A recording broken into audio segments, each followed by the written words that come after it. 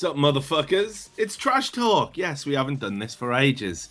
I'm Richard Lewis, your host for this esports phone-in. That is indeed what it is. It's, an opportunity for you to call in and you get to blab away about what you think about esports. I talk over you and more than you, and everyone seems satisfied with that as a resolution. Sam, our producer, is incredibly ill today, aren't you, Sam? Everyone feel bad for me. Well, I still don't get how this is possible, though. I thought the Welsh were a hardy race. Yeah, we are. It's just we're heavily affected by nothing. Yeah, when you're that doped up, you can't even think of a good joke. Yeah, but I'm not going to talk to you at all for this show. Just try and sit in the background and not fuck things up, okay? But anyway, loads going on in esports at the moment, in particularly League of Legends. It's gone to fucking silly season, hasn't it? I don't even know where to begin. And it's not just the transfers that have got silly. Everything's gone a little bit silly. So Elements are going to bench Wicked and are going to replace him with Kevin.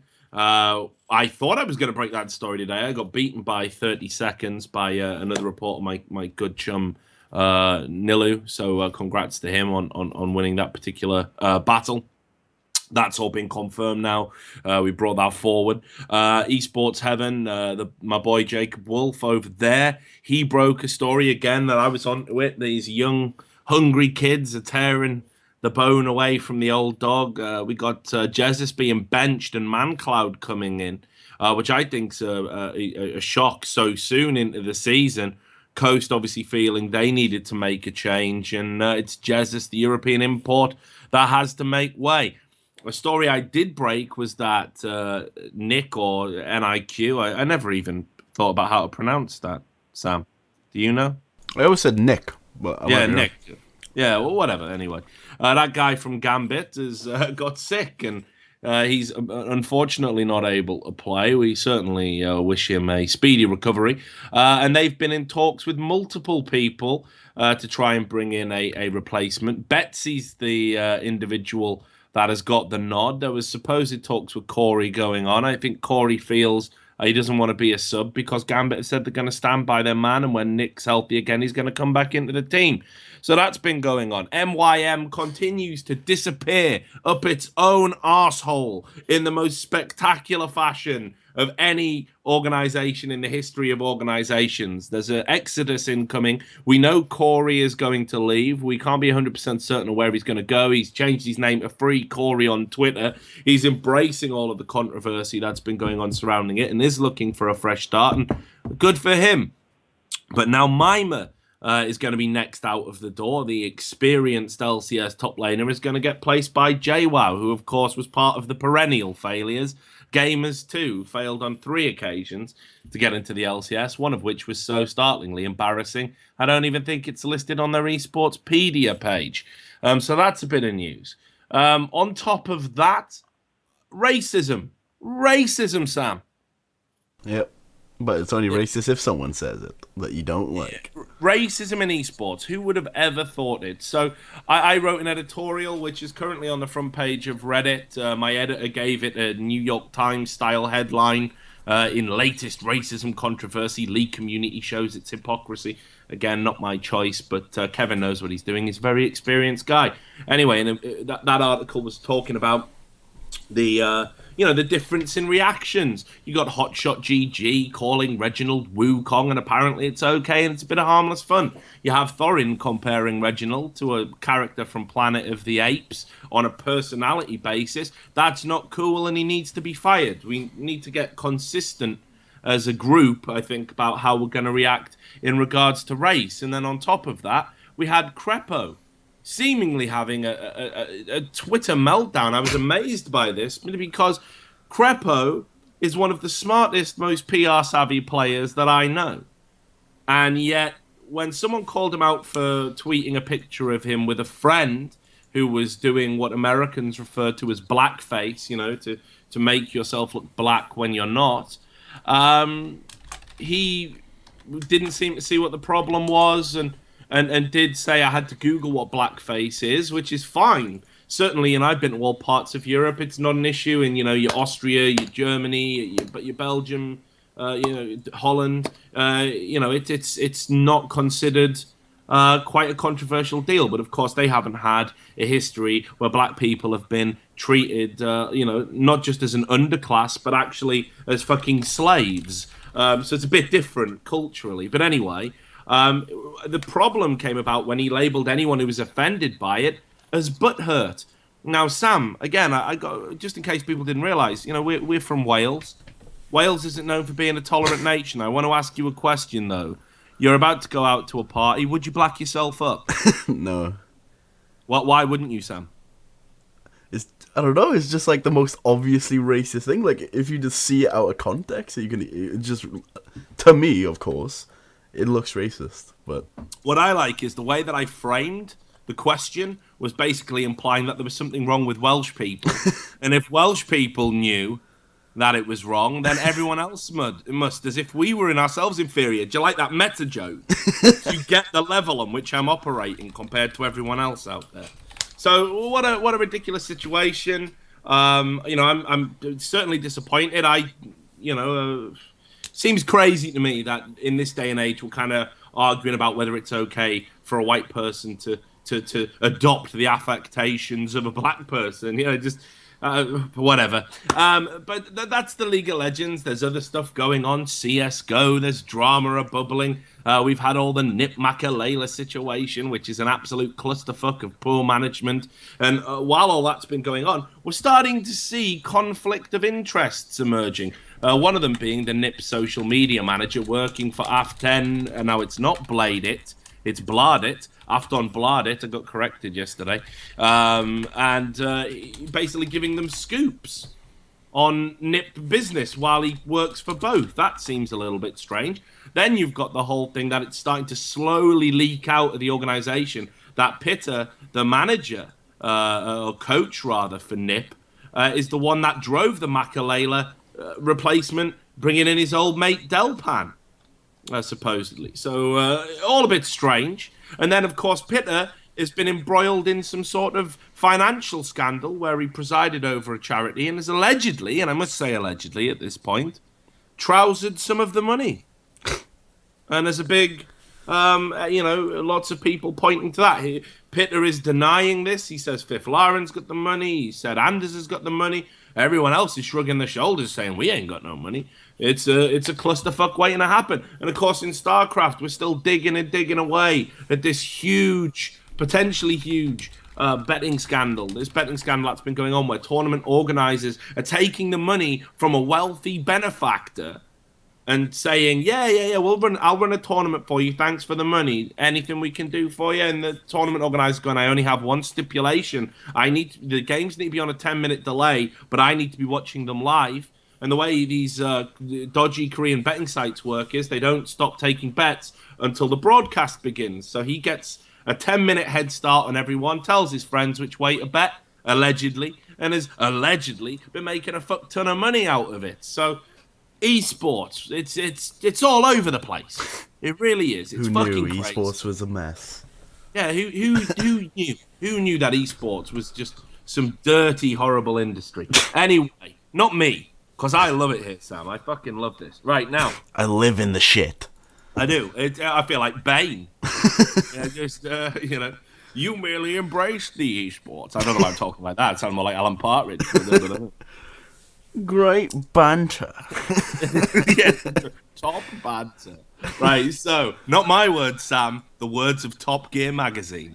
So let's do some fucking calls. Like, I'm pretty stoked to be doing a trash talk with all of this shit kicking off. What I'm going to do is, as well, I'm not sponsored for this show by a booze company, but I did treat myself to a 17-year-old Japanese Hibiki whiskey, considered one of the best blends to come out of this Suntory distillery. And I'm just going to, I'm going to have some. I'm going to have some now. And brace myself for the inevitable horror of our callers.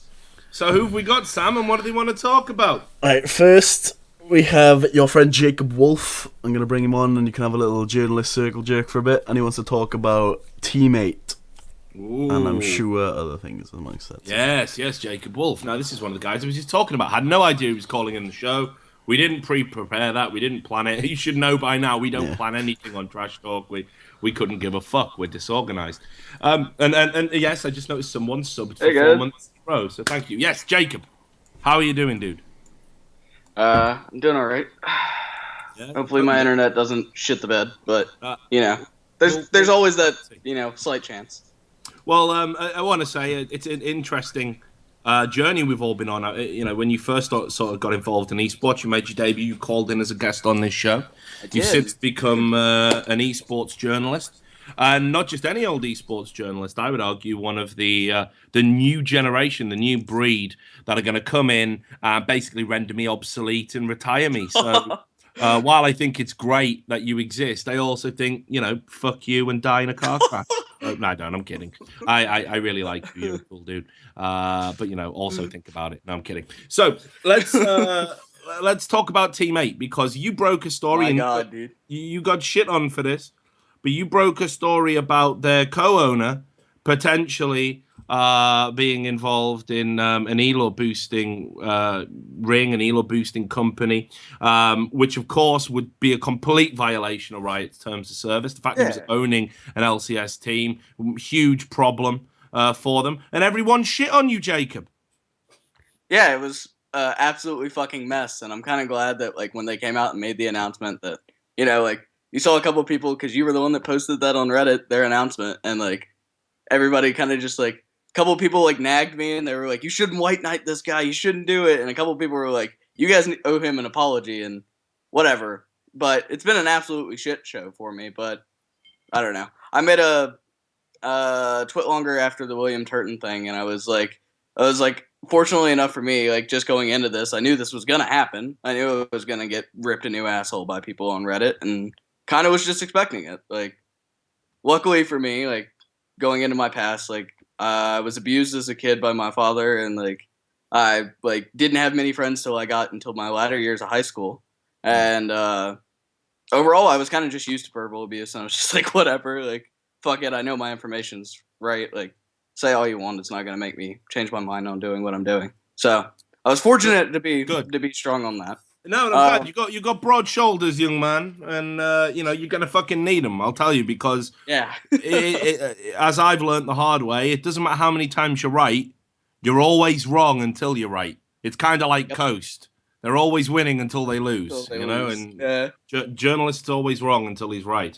So let's talk about Team 8 then. The aftermath is they've parted ways with this Sam Wang, which, I'm not gonna laugh at that. I'm above that. My level of humor is a lot more above dick jokes, actually.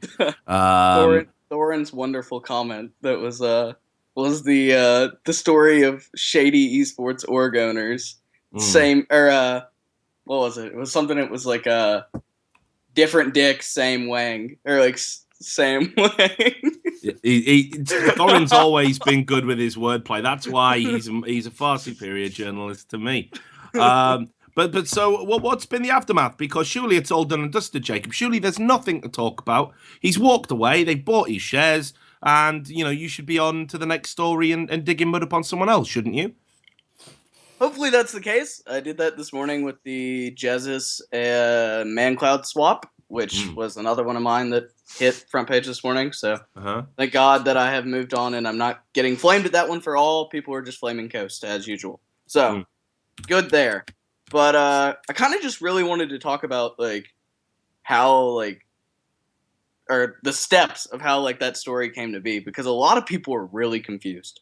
Okay. And like they didn't really read the text, so I went back and put in pictures because initially there was only one picture, but I screenshot everything that I hyperlinked that was relevant. So, first of all, as any journalist, I got hit up by a source. I was talking to someone and it said, hey, by the way, a Team 8 owner, they didn't specify who, is involved in an ELO boosting rig. Mm-hmm. I was like, really? And then they were like, yeah. And so, as we all do, I sat down and started digging for a couple hours and to see what I could find. So I went and searched around. I found the two, or First, I went on their esportspedia and their Leaguepedia, and there was only one owner listed, which is Eric Mall, the one who Sam has just now sold all his shares back into. Yeah. So, yeah. So, I was like, holy shit. So, like, then I found out, completely unrelated, there was a third party before Eric and Sam were involved, named Spencer, like, McKivigan, and he was involved in elo boosting. I was like, okay, maybe it's just him. Like, maybe this is old news. Like, whatever. I'm just going to drop it. And I decided to hit up Eric and the manager of the team. The manager gives me the typical no comment. I can't really talk about this right now. Like, I'm not upset if you do find anything, but, you know, like, no comment. And so then I go to Eric, and Eric is the one that this is why I was very upset when I like wrote the story and actually put every piece together that made the story what it was, is because Eric lied to me, effectively. He talked about the Spencer thing, and he told me that current teammate had nothing to do with any of this. And like him and I had a solid hour and a half conversation through text, and it was all false. Which I know, as a journalist, I'm not really supposed to say something is false, but compared to what I found in writings and everything else, it was false in comparison. So that made me really upset, and Eric went on to remove me as contact after the story published anyway. So, oh well. So I searched around, and I was searching owner of teammate because I knew there was more than one. There's no way it was Eric. Eric is vouched for by almost everyone I know. I had hit up multiple people about it, and they said, nah, he's not involved with anything like that. And I come across this man's LinkedIn profile called Sam Wang.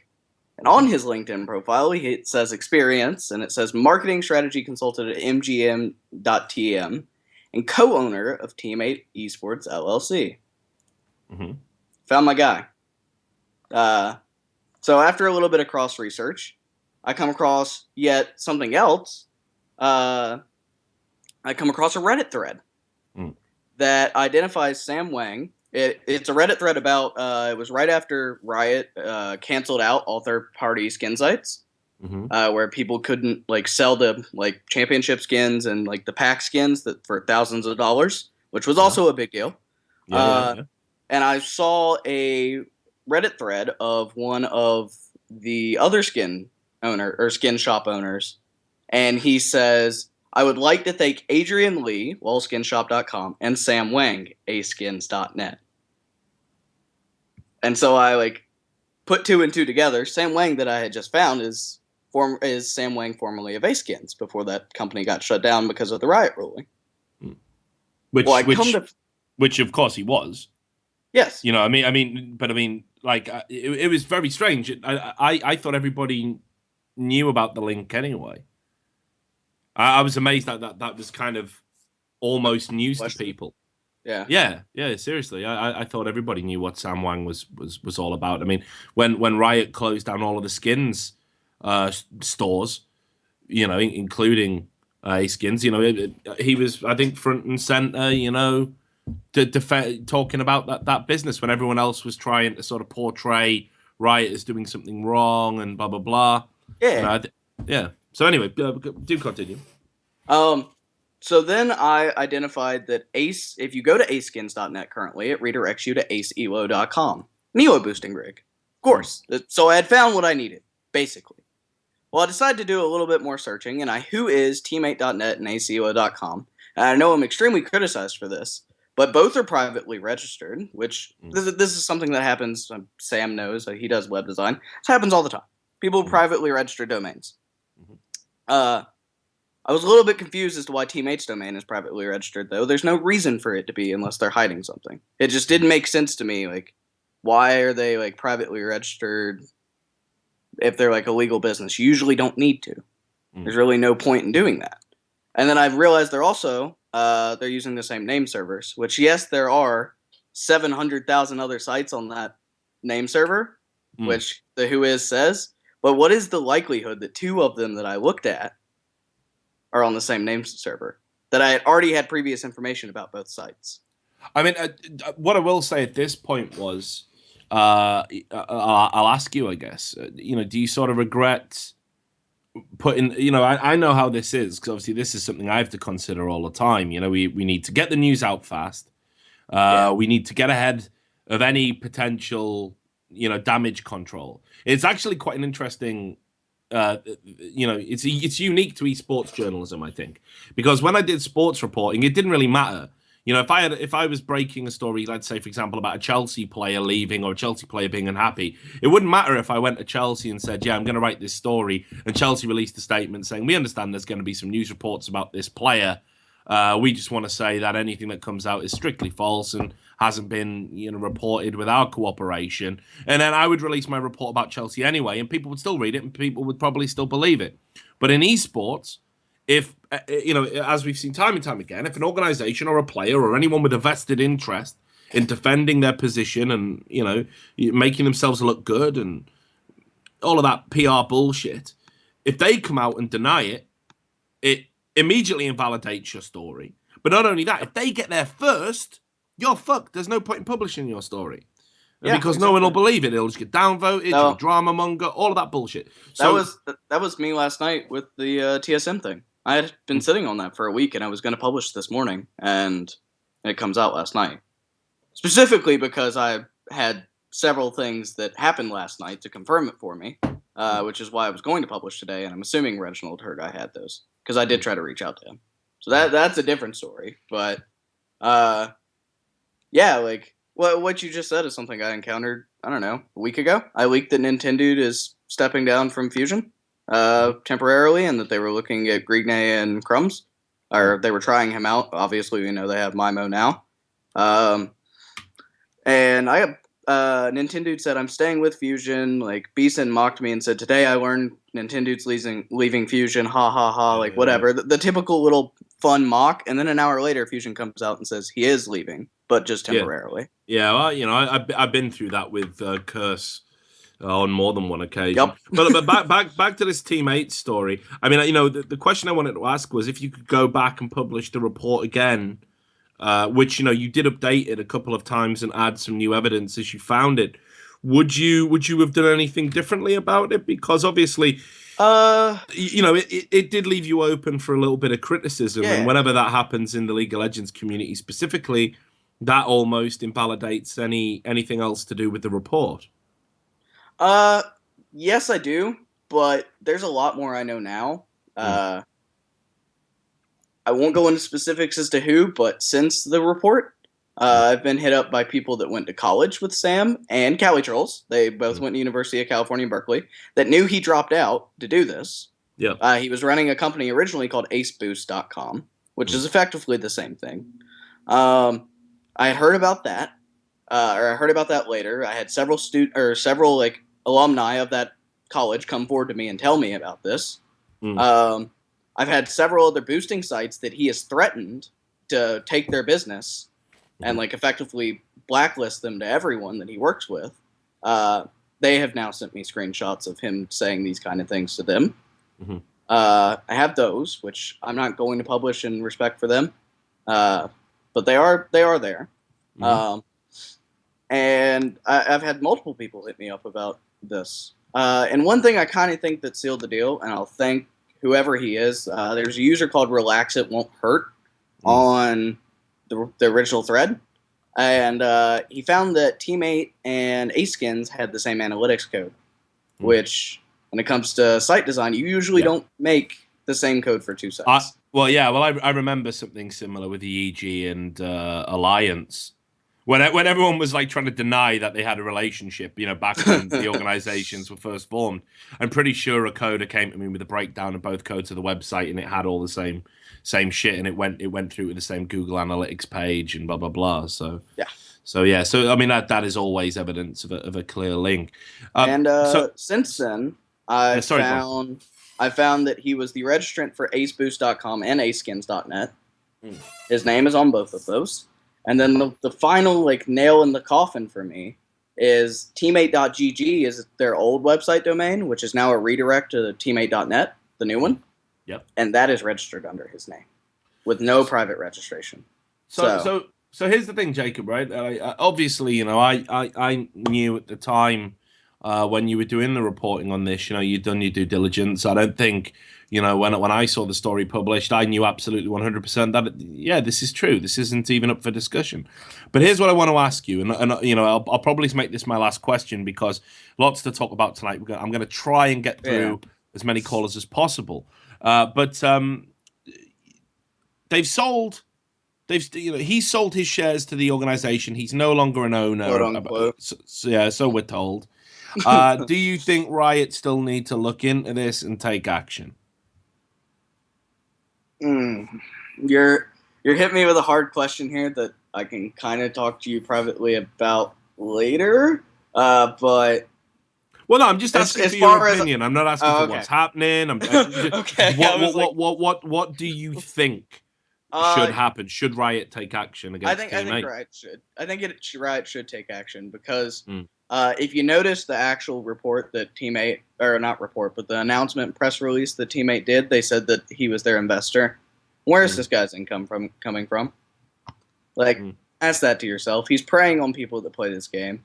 He's breaking the terms of service to make income. And then he's effectively putting his income into a professional team, which is a big no-no. That's why it was a big deal in the first place. And, you know, I've got to say, with the Cloud9 Tempest ruling the other day, where they disqualified a team for an entire split for using a ringer in one game after they didn't update their tournament client, which everyone knows is a piece of shit anyway. Yep. You know, why...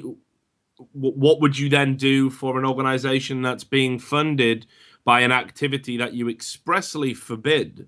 You know, it seems to me again that I think Riot, you know, they won't be thanking you anytime soon for bringing this to their attention, because I think they really do need to take action about that. Riot need to know where the money is coming from in these organizations, and they need to know how the organizations are handling themselves. We get back to the MYM situation. You know, Riot clearly don't know what the fuck's going on. They don't know their ass from their elbow when it comes to the teams they're letting in. To be fair, they still don't know. Like, can't really go into detail on that one either. But if you saw yesterday my comment on what Demir said to him about the money, when he had a conversation with Corey outside, they still didn't know that. That was never said. And I mean, of course, the MYM situation, there was never. I mean, the idea of a full investigation is not a conversation with the CEO. You know, you need to be a bit more thorough than that. And they weren't. In this Team 8 situation, you know, all I'm saying is, if it sucks for the players, but there has to be a sense of propriety when it comes to team ownership.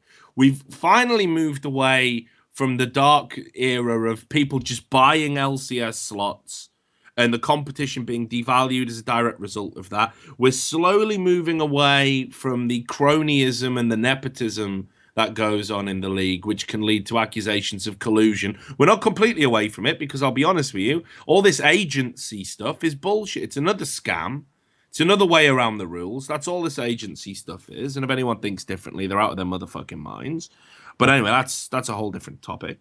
But, you know, if Riot can't even figure out that someone is funding a team in their league, in their, you know, their top division, and they're funding it with money that goes expressly against their terms of service, and does something that they're apparently dead against. They apparently, you know, they've banned players for elo boosting. I mean, they certainly don't ban all of them.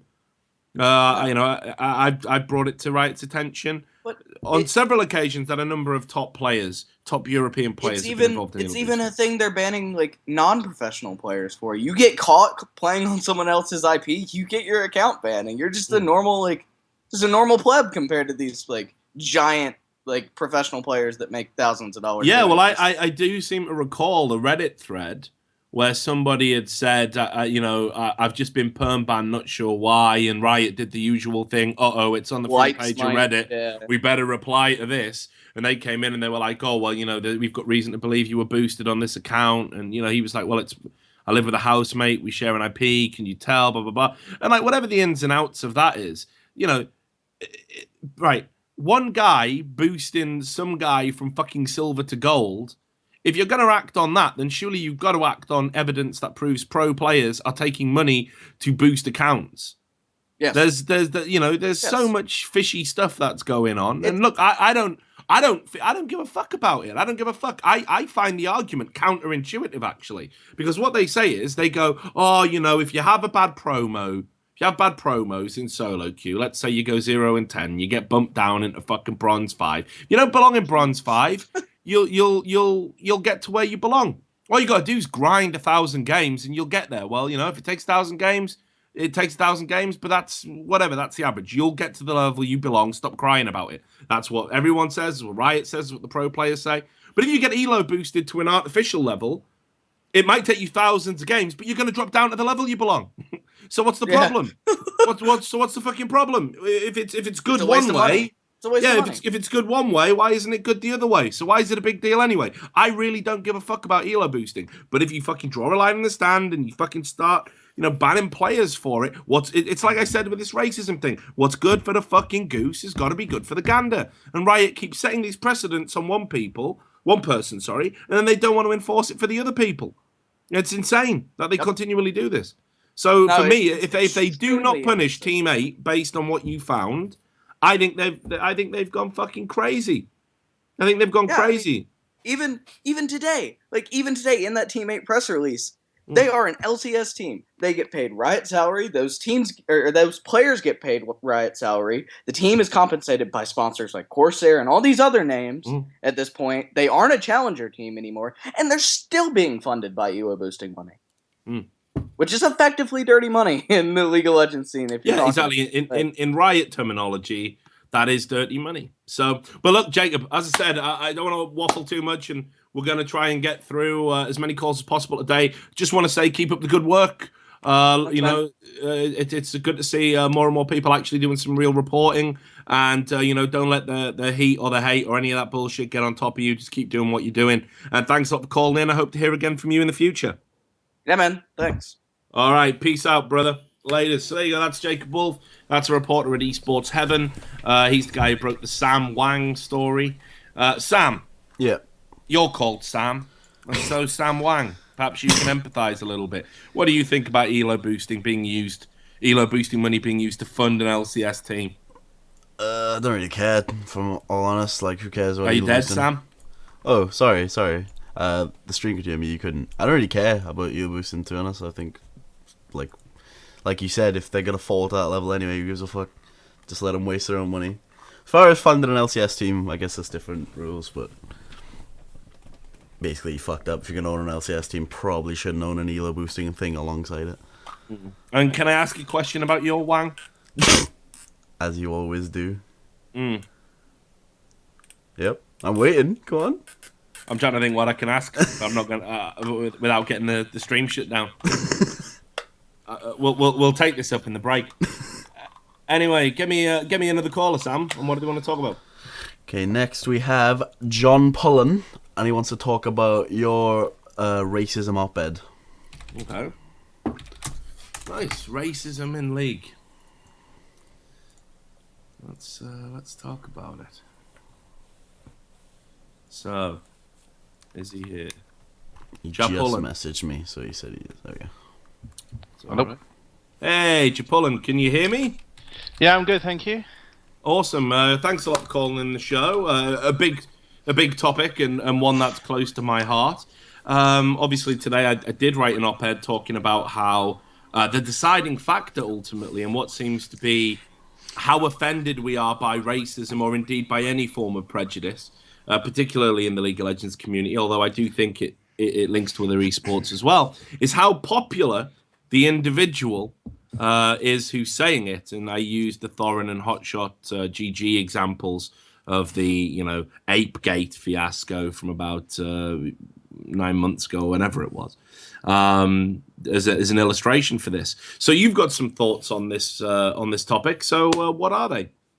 Well, the problem is with any community as large as the esports community is getting, is someone will be offended no matter what someone says about anything. And the difference is it's the amount of people offended and someone like Riot, for example, they had more to lose by putting Hotshot to heel for his comments than they did with Thorin. So everything gets blown out of context, depending on who's going to benefit the most. So let's talk about that context. I mean, because I gotta say, right? I've while I was writing that piece and doing a bit of research and reading some studies, and I had to almost reevaluate my own position, and I asked myself the question, am I racist? Am I racist? Because when Thorin made the comments that he did, I was one of his biggest defenders. I was like, I don't see that as a racist statement. My brain tells me what Thorin did still wasn't racist. I don't believe that it was, but ultimately, if you go through it historically and you look at the scientific studies that show white people psychologically are more likely to associate black people with apes on a pre-conscious level, that really shocked me to actually think about that. And then I started to wonder, maybe I'm not that offended by it because I am a racist, because I've got the same issue that was revealed in those studies. I'd be mortified if that was true. I consider myself to be incredibly tolerant, and certainly not a racist by any stripe. But I was reading an article in another magazine, again, while I was researching this, in Philly.com. And it was called "Am I Racist?" I'd urge people to Google it, and it's the same situation. It's a white liberal guy talking about, he took an online test which was developed by Harvard psychologists, and he discovered that he had a preference towards white people. So I don't know. I don't even know if, as a predominantly white middle class audience, we can really have a sensible discussion about race. What do you think? I mean, the trouble with racism is it's such a hot topic, because every side has their own opinion. And for example, Thorin's joke, I bet a lot of people that weren't racist straight away they had a giggle to themselves because they caught the analogy that he was doing, and they went. The problem is people are programmed to look for the racist joke, because you got the Twitch chat, you've got Reddit joking, oh, there's Wukong, there's this, there's that. So even if Thorin didn't mean it in a racist context, everyone suddenly jumps to that, which makes the comment racist. But what about with the hotshot situation? Because okay, so I'll ask you straight off the bat. Okay, is comparing a player to Wukong, who is of course a manifestation of an ape character in the game, is that in itself a racist thing to do? What, taken out of context of whether the people are friends or whether they don't like each other? Well, okay, so that's a separate question. Does your personal relationship to the individual matter? Because I'd argue when you say something in Twitter, okay, so it's like when white people use the N-word and they say, "Hey, I use the N-word with my black friends all the time. They don't have a problem with it, ergo I'm not a racist." But if you say it publicly in a crowded room, you can't expect that word to not offend at least one person. Yeah, so when you say it to your friend, it's not racist because he probably has names that he calls you, and it's banter between friends. However, in a public context, there's a reason that people don't say that word, because people will get offended, and thereby doing it in a different situation with different rules, it becomes a racist remark. And that's the thing. I mean, Hotshot and Reggie they used to hate each other, but now they've got like an amicable relationship. There's no fight. There seems to be more love between the teams than there is hate. Preferably that's because TSM has had the better of CLG for so long. Why did they fight? Why build up a rivalry? Xpecial tweeted, goes, "I wanted CLG to win because it's not a rivalry when one side wins all the time." So the two of them are friends. So Hotshot probably didn't mean it in a racist term, but for someone on the outside looking in that knows nothing about Andy or George, nothing about League of Legends, it can be seen as a racist remark, and that's the problem. So I'm gonna tell you a few things just contextually. I think there is an issue with racism in League of Legends, and I've had this debate with Sky before. He doesn't necessarily agree with what I'm saying, but I do. So first of all, if you look at the demographic that plays this game, and this has been brought up numerous times, we do know that black people are underrepresented in the League of Legends community, considering its size. And we also know that in solo queue, certain races and nationalities are, denigrated as being inferior to others, purely on the basis of how they, allegedly play the game. But it is there. People make the joke about Brazilians, for example, and whatnot. So that's an issue. Then I remember when Lucian was released, the champion Lucian was released. A black champion, got a big release, had a backstory.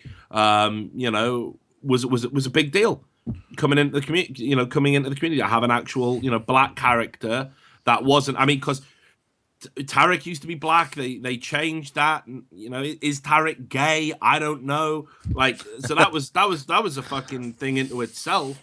Then you had Nidalee. I'd argue Nidalee.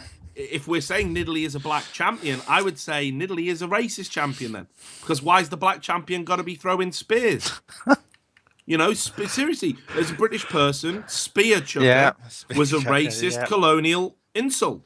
So what the fuck's going on there? But I'll tell you this, I'll go one further, and I definitely will not name the player, but when I was at a tournament, I heard a player, a pro player, say when they were doing their picks and bans, "Lock me in, nigger," talking about Lucian. Oh dear. And they were all laughing about it, the whole team. And when that player, when that character came out, it was all the Lucian stole my bike jokes. I think there is an issue here. I really do, and I think it comes down to the audience that we've got, which is predominantly made up of middle class white faces and young ones at that. And this is why I find the Wukong. This is why I find the Wukong comparison now. Actually thinking about it, I do find it problematic. I'm sure there'll be people out there who are saying, "Oh, you're just changing your mind because Hotshot said it. You're just changing your mind because you want to sell your latest editorial. You want to get clicks." I'm actually seriously reevaluating my stance on it, and I think I'm now willing to say yes. Comparing any human being to an ape is an act of racism. Yeah, I mean the thing is, all in all, I mean, what made Hotshot think that saying that would be a good idea after what happened with Thorin? That's for me. That's the biggest issue. Is it's not the racism itself. Yes, that's important, but surely the leaders in the community. I mean, he's the head of a company that's got teams in CS:GO, in Halo, in League of Legends. What's he doing? Putting a comment like that out, half an hour late, deleting it and go, "Oh, sorry guys, that was a bit stupid of me. I'm new to this whole trash talk thing. Whoops." And everyone going, "Oh, it's okay, Hotshot. We love you. It's a sweep it under the carpet." Whereas these are the people that have got to lead the young audience that look up to them and say, "Right, make a joke with Andy. Yeah, it's great, but don't do something that's been in the past questionable." And if it wasn't for what Riot were doing for that Sunday, I feel that he would have been fined, or there would have, that's the joke, or some sanctions or some official apology would have needed to be made. Riot were building that up or that game up because, let's be honest, the first half of the season has been dire in the NA. It's been boring. TSM CLG stomp everyone, and then the only interesting thing is, what Team Liquid or what Cloud9 is going to turn up this week, and they were building that up to hit as many numbers as they could, and they did to be fair to Riot, they did an absolutely brilliant job of creating the hype, getting 500,000 people on. The people that produced that did their job. Now, what would have happened on Friday if Riot had suddenly gone, Oh yeah, you know the fun banter with the pink hair. Well, we find him because one guy made an offensive racist comment to the other. So Mm. we're not going to have them together on a desk on a Sunday and laughing about each other. We got to split them up because they can't play nice. It's Yeah, not going to exactly. And happen. you know, you're absolutely right. I think there in your observation that what happened was it's almost as if Riot had to turn a blind eye to it because this was the game that was gonna, you know, break all the viewing records, which it did. This was the game that was being hyped up. You know, finally CLG were in form. It wasn't CLG, you know, struggling, coming up against a far superior TSM. This was viewed as a game that could go either way. And you know, and the game itself was a brilliant spectacle, but there was no way Riot were going to interrupt that to sanction a player, or rather an owner, for making that particular comment. And again, this is what I mean. This is where I struggle with Riot as a company, because I remember Mark Merrill when On Gamers issued their apology after Thorin made his joke, and they made an apology, and like the apology itself, it could have been written by Riot, the On Gamers apology. It was saying, we don't want to promote toxicity. I mean, come the fuck on.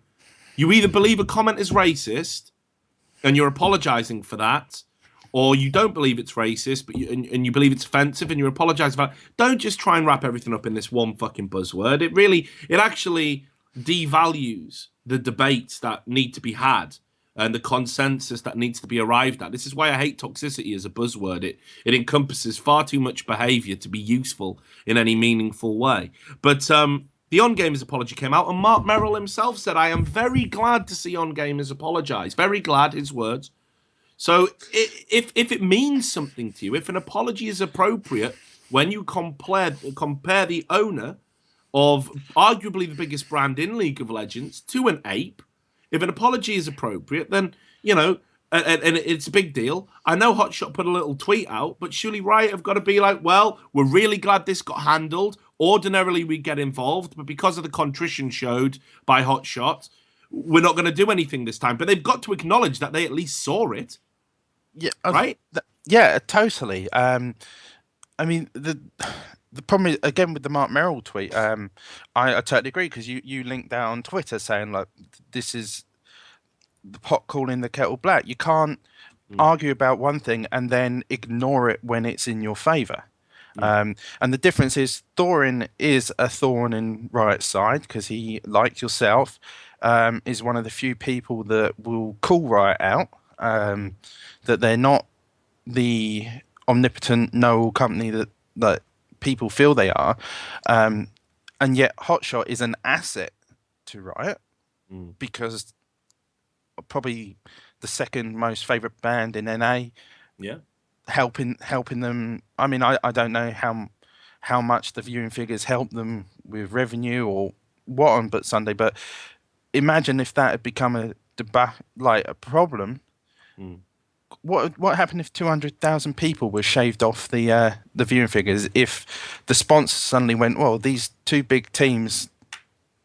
I mean, what would Coke say? I mean, Coke have their own issues on for the way they treat everyone, but surely they wouldn't want us to put more money in Riot's coffers if they see the two big teams in the region where they're doing the most advertisement firing racist comments at each other. Yeah, I totally agree with you. I think this is interesting as well. Just while you're here, I want to get your opinion about Crepo. The other day on Twitter, basically saying anyone who was offended by blackface, as American people call it, you know, to make yourself look like a black person when you're not, is butthurt, you know, quote.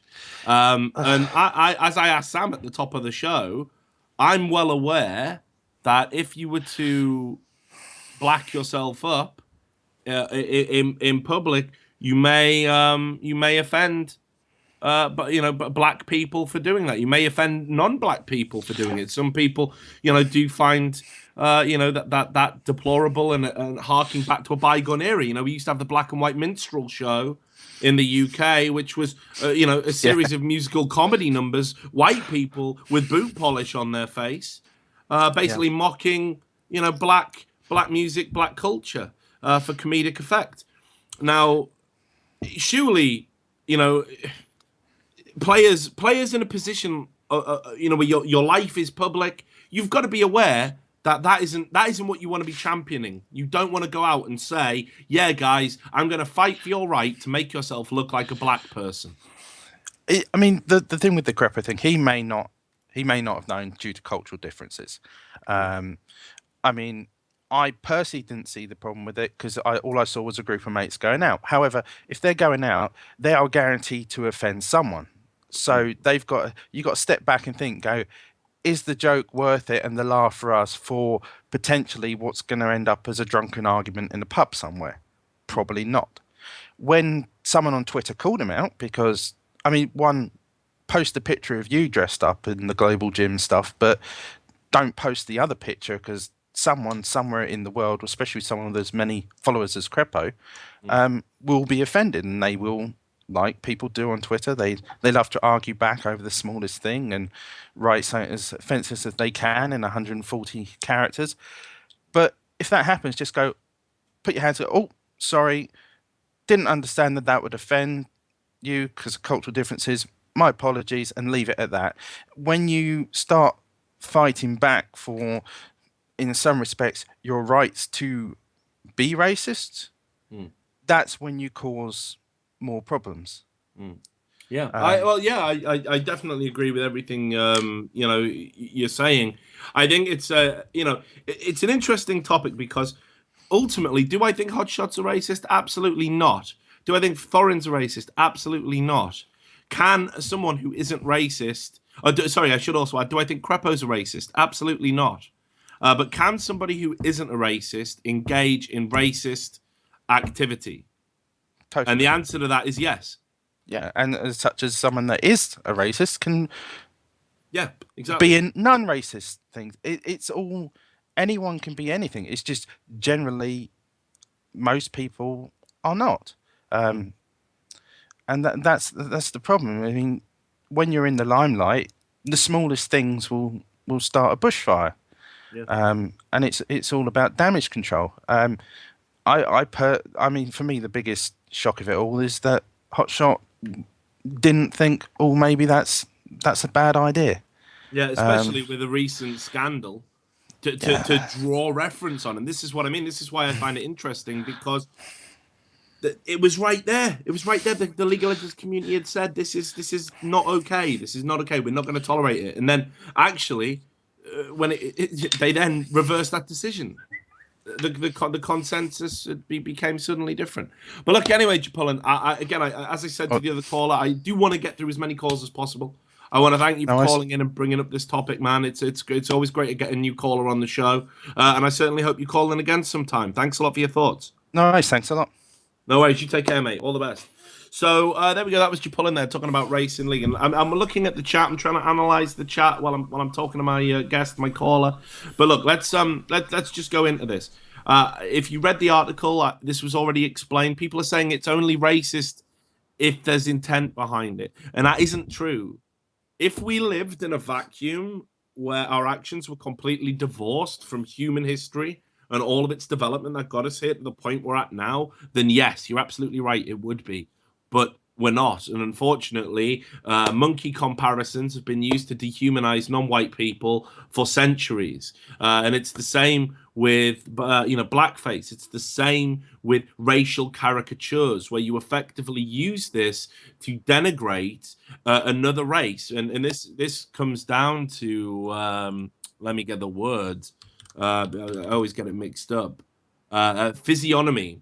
Now, back in the days, physiognomy was a practice where you would look at somebody's features and you would make value judgments about their character, their personality, their worth as a human being based on the way they looked. So these caricatures of, black people, of non-white people, they were always used with the tacit understanding that from a physiognomic perspective, you would be able to draw a value statement about that individual. And more often than not, they were used to show blacks as bestial. They were used to show black people as being inferior, unintelligent, more akin to animals than their white, counterparts. This is where it becomes problematic, because I don't believe anybody in League that we're talking about here is a racist. But again, there has to be a consensus that you arrive at somewhere along the line. You can call it political correctness or whatever, where we say, well, actually, that because of the historical roots of that particular action, I'm not going to do it. I'm not going I'm not going to do that. And you have to arrive at that consensus. You have to make those concessions to be inclusive. And it's difficult. I think a lot of people do get caught up in this argument about, well, free speech and why should you censor me, and it's just a joke, and people who get offended, it's pathetic. And to a large extent I agree with that viewpoint. However, I do think there are some problematic issues with ape comparisons and blackface that I think we need to look at. I'm all for a stand-up comedian, for example, a George Carlin, a Louis C.K., whoever, right? Breaking down race politics in a funny and intelligent way and using humor to illustrate, how ridiculous racism is, but equally how ridiculous it can be to be offended at something when you've got no cause to do it. But with that said, would I respect those same stand-up comedians if they blacked themselves up or did it while wearing a monkey suit? I probably wouldn't. And that's the point I guess I'm trying to illustrate here, that this is a much broader topic of debate. It's a societal issue. It's not just talking about league, but one of the great things about esports is that as a community, as a collective, we're completely internet based. We can decide what's right. We can decide to leave prejudices outside of what we've got here. None of it matters, and none of it should matter. Anyway, Sam, we'll get one more caller in before the break. Who have we got, and what do they want to talk about? And next we have Dallin Moyler, and he wants to talk about Piglet and Liquid. Okay, well, I missed this out. I missed this out at the start of the show. Hashtag keep Keith, indeed. Of course, just to give you a quick appraisal while we get the caller on. Obviously, Piglet got benched and Keith McBreeze brought in. Lots of rumours as to why this might happen. I'll hopefully be able to shed a bit of light about that on this call. But we have got him. So how are you doing there? Can you hear me? Good. How are you today? Not too bad. Incredibly busy, but actually enjoying the show. Had lots of interesting calls and lots of interesting talk so far. And I'm sure you're about to add to that with this Piglet situation. Well, yeah, I hope to. I think first, the best thing to do is, go back to the original decision of Piglet being on the team. So it was Cop being benched for Piglet. And I just want to know what your thoughts were, at least back then, on that decision. Okay. Yeah. Do you think it was a good decision to bench Cop for Piglet?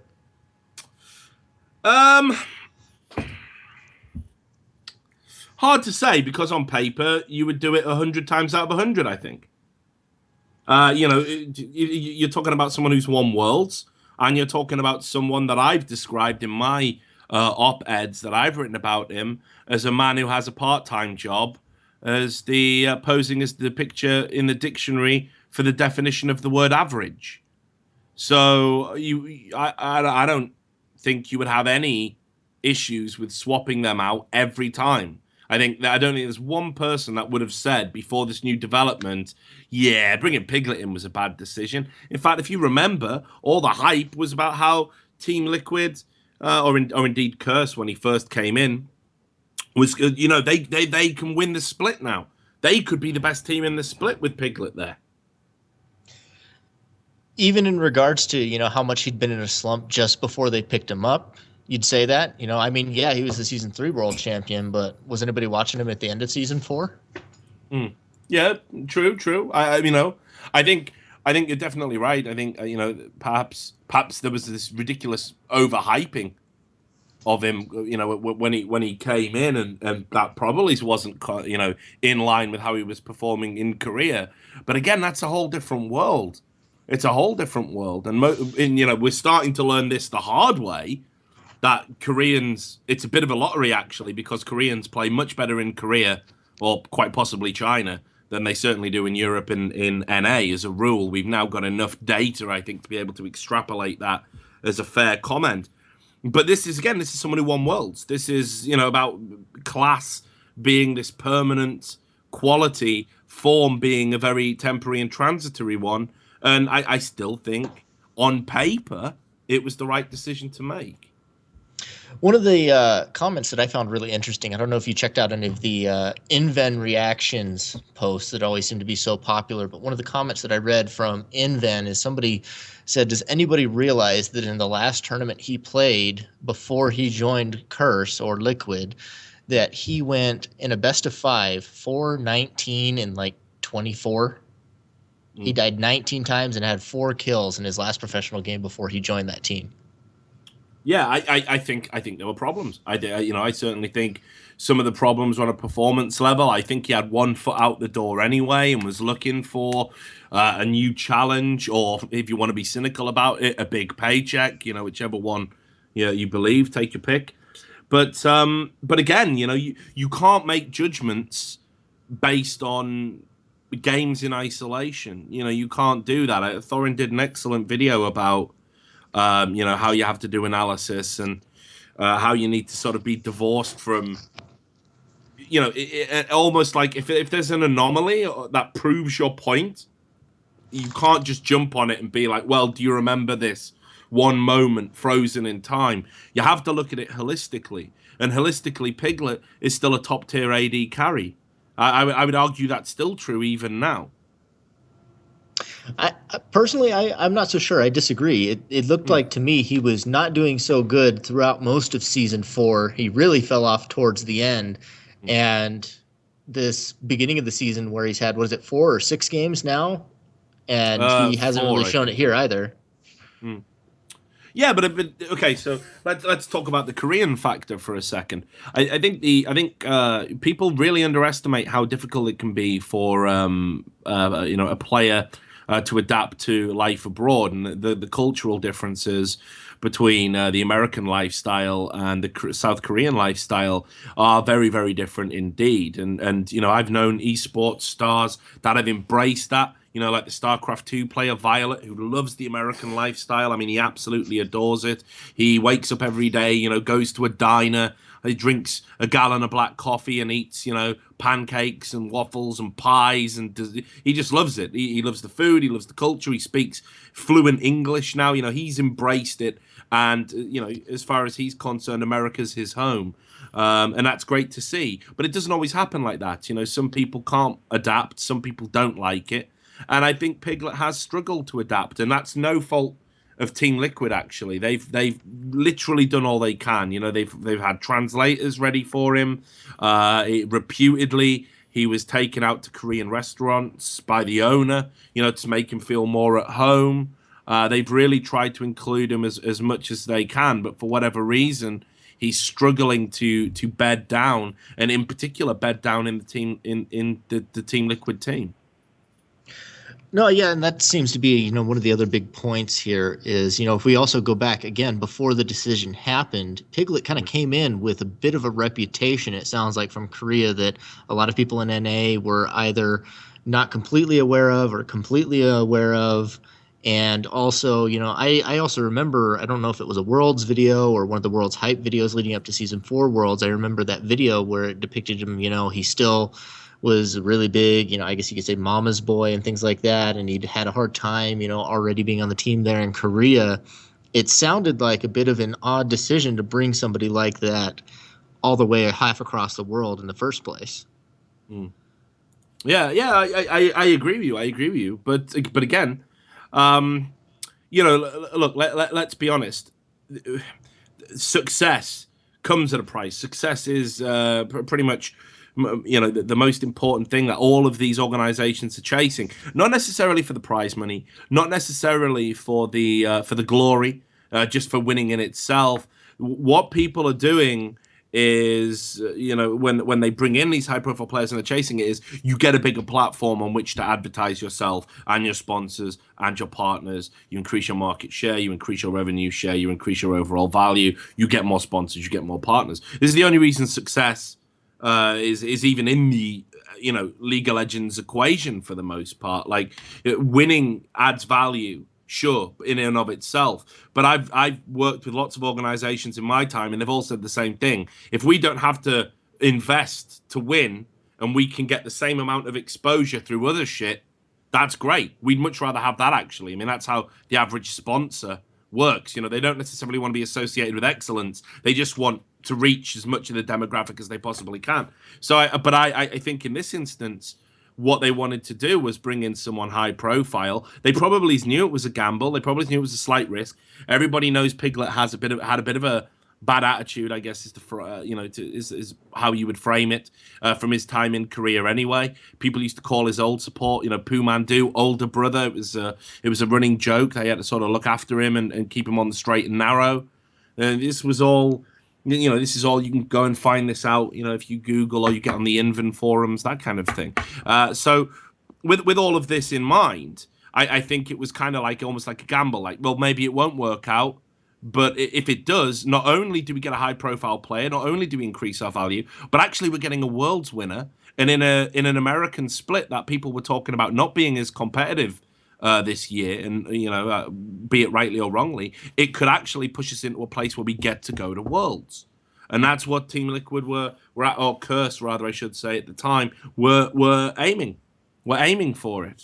So I don't know. Perhaps it is costly to bring him in, but I totally understand why they do it. I'd love to stand here and criticize Curse management because I don't particularly like the chap at all. I don't really like Liquid 112 at all. I find him quite a repellent person, and certainly his behavior to me has been far from what I consider acceptable. But I think this is, I think again, I gotta say, great decision, and even with the way it's worked out, they probably would be right if they rewound and did it all over again. I don't think you could foresee these particular problems.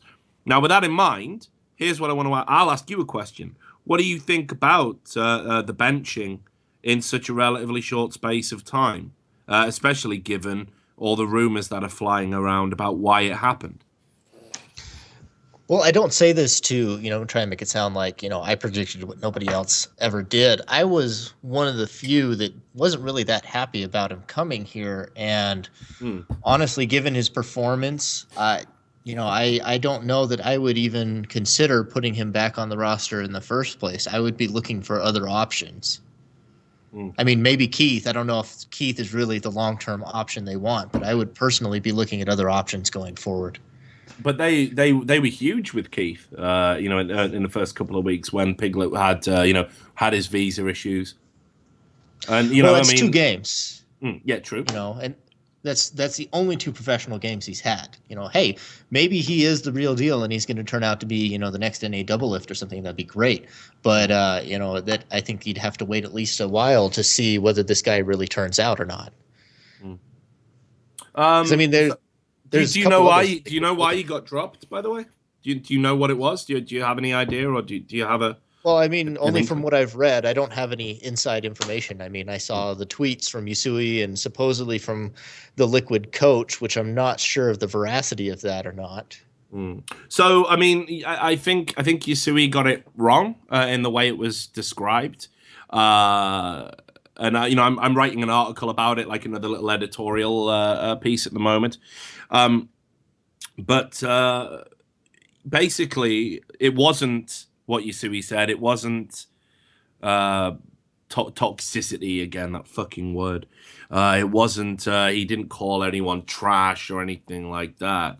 But what happened was, and this is, they were doing a scrim with another NA team in the LCS. And they had a specific team composition, and he made the decision to lock in an Urgot rather than the character that they'd particularly agreed to. And this caused the coaching staff to be like, "What the fuck?" And he did this because he didn't approve of that particular team composition. He didn't think it was going to work. So, in an official scrim, in a training environment, he trolled, effectively, I guess you would call it. He decided to troll. It made the other team be like, "What the fuck? What's going on here?" And then the coaches were like, "Well, look, if we're not going to practice the team composition, then what's the point in doing the games?" And they cancelled the session, and they lost a whole day of scrims because of it. And it wasted everyone's time. No, I actually, again, I agree. I completely agree with the coach's decision to be like, well, fuck it. If your head isn't right and you don't want to compete, I'm not going to waste 4 other players' time because you don't agree with what we're trying to do here collectively as a team.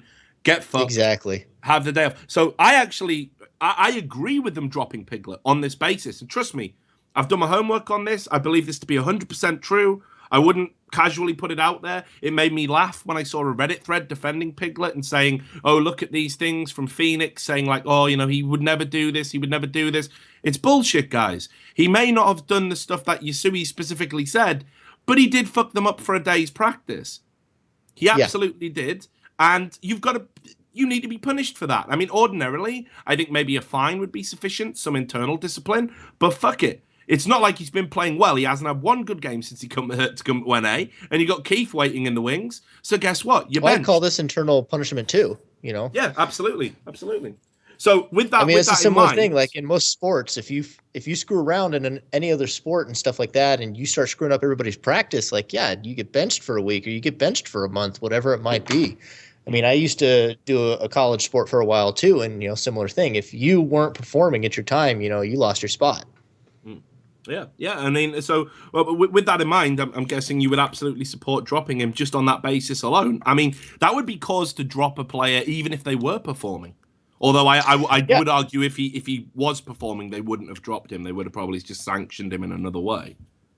If you have a player that won't listen to a coach or a captain and deliberately, just goes against what should be going on, then I mean, I don't care how good he is, Faker, get benched for a week if you have to. If until you're willing to play on the team again, I would absolutely support that decision. And given his recent performance has been so bad, I also wouldn't be a proponent of re-adding him to the roster unless Keith McBrief looks really bad and nobody else wants the spot. So here's a question for you, just before we go to half time.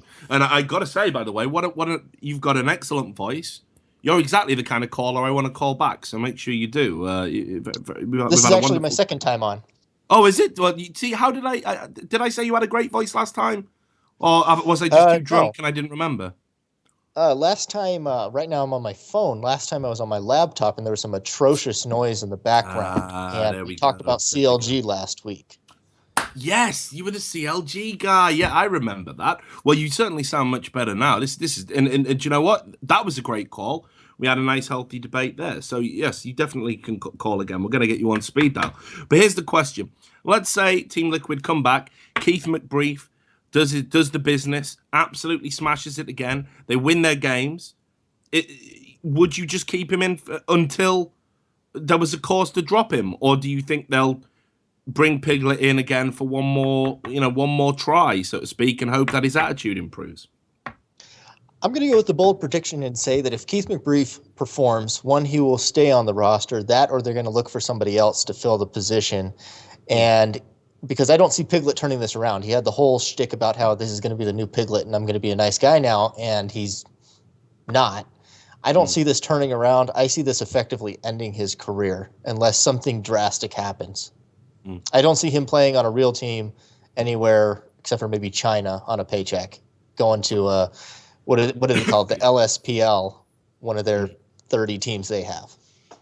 Well, maybe that is, and that's probably at the forefront of his mind. I guess that's, if you're a Korean coming to the end of your career, you can always think about China, can't you? It's the lifeline. It's just there dangling, and all you need to do is grab out to it.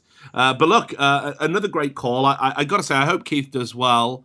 I think Keith has said some, not particularly favourable things about me based on past reports on Reddit or whatever, but that's okay. I think he's performed admirably, and I certainly think it's great to see talent that everyone writes off coming in, performing well, and doing it at the expense of a former Worlds winner. I think that's a fantastic story, and hopefully, if his form continues, it'll be one of the stories of 2015. So I'm really looking forward to seeing how he does. Anyway, thanks a lot for calling in. We're going to take a break there, and I hope to hear from you again in the future, as I said. Okay, thank you. Hey, no worries. You look after yourself. So there we go. You The too. Piglet situation, guys. It was a bit crazy. And like I say, yes, I've given you some information there that I don't know if it was in the public domain or whatever. I am writing a little piece about it. I've been doing research into it all, and I'm going to write this down. So no need to chop up my beloved video content and take away the $5 I make for doing a trash talk and put it on Reddit. But I'm sure someone will, and I guess I have to be okay with that. But whatever. So Sam, just before we go to a break, we were watching the games the other day, weren't we? And you said, "Fuck." You said a quote, "Fuck me, Piglet is shit." End quote. Did I? I don't know if I did, but I'll stand by it. So, what do you make of this whole situation? I think, I'm just gonna say this is my opinion, not fact. It's an educated opinion from what I've heard. I think Piglet just came here. He's like, look at all these fucking shitters, man. I'm gonna dump on them all. And then he comes and he's got like this shitty analyst talking to him. He's like, yeah, fuck off. You don't know shit about the game. Just let me play. And he goes in the game and he shits the bed. And he's like, what the fuck? Like, how am I losing to these fucking kids? So then he just gets pissed off at himself. He gets pissed off the staff because he thinks everyone must be shit. There's no way I'm losing. It can't be my fault. My support shit. Fucking my jungler shit. And I don't think he went as far as to say that to them. That was like the rumor. But I think that he was just like, I'm a fucking world champion. I don't really listen to these guys. Like, what the fuck? People are just thinking they can import a Korean and suddenly they're going to be exactly the same, even though there's completely different support staff, completely different chain of respect, like completely different environment. That isn't how it's going to work. Like, coming to NA is like it's like a holiday, right? It's like a retirement home. Like, I get to relax now, shitting some easy white kids. And then I'll go home with my nice fat check. And then when he lost, I think he just got more pissed off at himself and realized, now everyone's gonna make fun of him, right? Like, did you see the quotes from Advent, like all about him saying how he still has a shitty attitude and stuff? I mean, again, I always do take that with a pinch of salt. It is just a forum after all. Yeah, but of course. It usually does reveal some quite incredible stuff. And again, I certainly wouldn't go as far as you, Sam, and try and speak to the player's mind, but you might not be far off. It's a very strange situation. It was the one transfer move for a Korean being imported into the West where I thought, yep, that's a good one. Yeah. That's going to work. And while I didn't get caught up with the whole, Team Liquid are going to win the NA split hype, I certainly felt they were going to be right up there and challenging for it alongside the likes of TSM, and I also said Cloud9 at the time, which we all know how that's gone. But anyway, I'm glad this happened though, because now hopefully this ends the myth that we can buy a Korean and our problems will go away. Hopefully people will look at this, they'll look at Sarah, like we were talking about this, we were talking about the games, we were talking about what Koreans have come that were good. Phoenix, pretty good, done pretty well. Lust Boys done pretty well. Lust Boy's done better than as well. Lust Boy for me has been the benchmark Korean. But look at the difference, right? When you compare them, the difference between Lust Boy and Piglet. Lust Boy speaks pretty good English. He's friends with his teammates. If you see him with his teammates, he's always smiling. If you see Piglet, he's quiet. The only time he talks is through a translator. He doesn't really want to learn English. It's basically like people think that Koreans just like block mental stuff out of their mind and they're just a machine. Like they still have the same effects that NA players have. If they don't get on with their teammates or they can't speak, they're still going to get lonely. Being in a foreign country where one person speaks your language is a pretty shitty time. Yeah, it is. It is. And like you say, I must add as well that Team Liquid have certainly given him lots of support. They drew up like flashcards for the words. Yeah. On all the major points on the map and things like rotate and in Dragon, and they've really tried to bring him into the fold and make the transition as smooth as possible. And it's a shame in a way that all of that effort seems to have gone to waste. But good luck for Keith, and we'll be watching. The community will be watching with great interest. Keith. Yeah, hashtag Keith Keith. So anyway, I think we'll take a break there, Sam. I'm gonna go get fed, watered, all of that stuff I like to do in the break. When we come back, we're gonna have more calls like the ones we've just had. Probably talking about League of Legends. I'm hoping we're gonna get a CS:GO call in. Yeah, there we have 3 CS:GO calls queued up, so we got rid of the League of Legends plebs at the start. Maybe I can hedge my bets. Say I don't need League no more. Fuck maybe, right? I'm out of here. But anyway, thanks to all the people who are tuning in. Don't go too far. We'll be right back after a short break. See you then.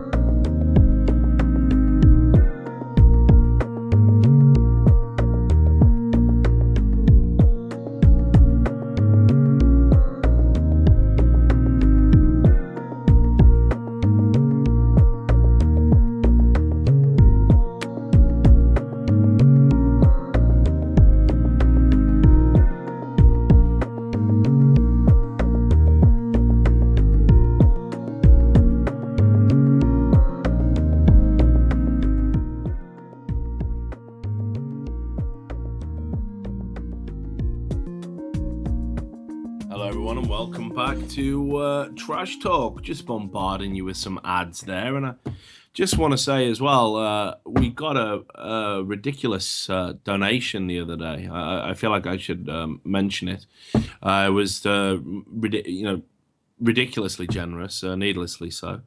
And the individual who gave it, obviously, I won't name them. They know who they are. Completely unnecessary, but thanks a lot. They wouldn't take it back. So we'll try and do something good with that. And again, thank you for supporting the show, supporting the work. We may even feed Sam this week as a result of that donation. Anyway, Sam, I believe we're going to get back to talking esports. Who have we got next? Next, you have Richard Gavralalsko. Maybe I pronounced that wrong. And he wants to talk about Pita doing shady things with the money for Go4Balkan charity. Oh, brilliant. Well, we did want to talk about this. So this is somebody that I've only met today, actually, Richard Gavrilescu, I think, if we pronounced that right. And he's been looking into this issue regarding Pita heading up a charity drive. And then it looks like, allegedly, again, he may have pocketed some of the money. So we're going to talk about that. And can you hear me, Richard? Yes, hello. Can you hear me? I can. I certainly can. How are you doing today? You good? I'm pretty tired. I want to say I'm sorry if you can't hear me right because my microphone is in a bad shape at the moment. That's all right. We've all been there. With shitty equipment and shitty production value. Just ask Sam. But anyway, let's talk about Pita. I got a tweet from you earlier today and certainly read what you sent to me, but I don't want to paraphrase. Tell me all about it. First of all, I want to thank you for your reply. It's the only one I've got so far, and I hope you found the things read in there a bit strange about Pita. First of all, the thing started, I think a week and a half ago, after I had a chat with a guy from Sweden called Delix, and he said, well, I'm sure Pita didn't donate it. And we started to do research, found he has a new car, his first one. I'm not saying he used the charity money for his car. And I've asked him, I think on February 12th, I've asked him, Pita, where are the money?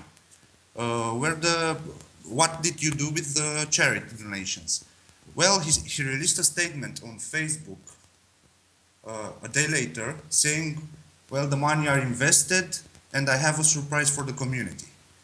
So, Richard, just to rewind a little bit, because some of the callers, they probably won't know what charity we're talking about. So could you tell us about the charity and how Pita was involved?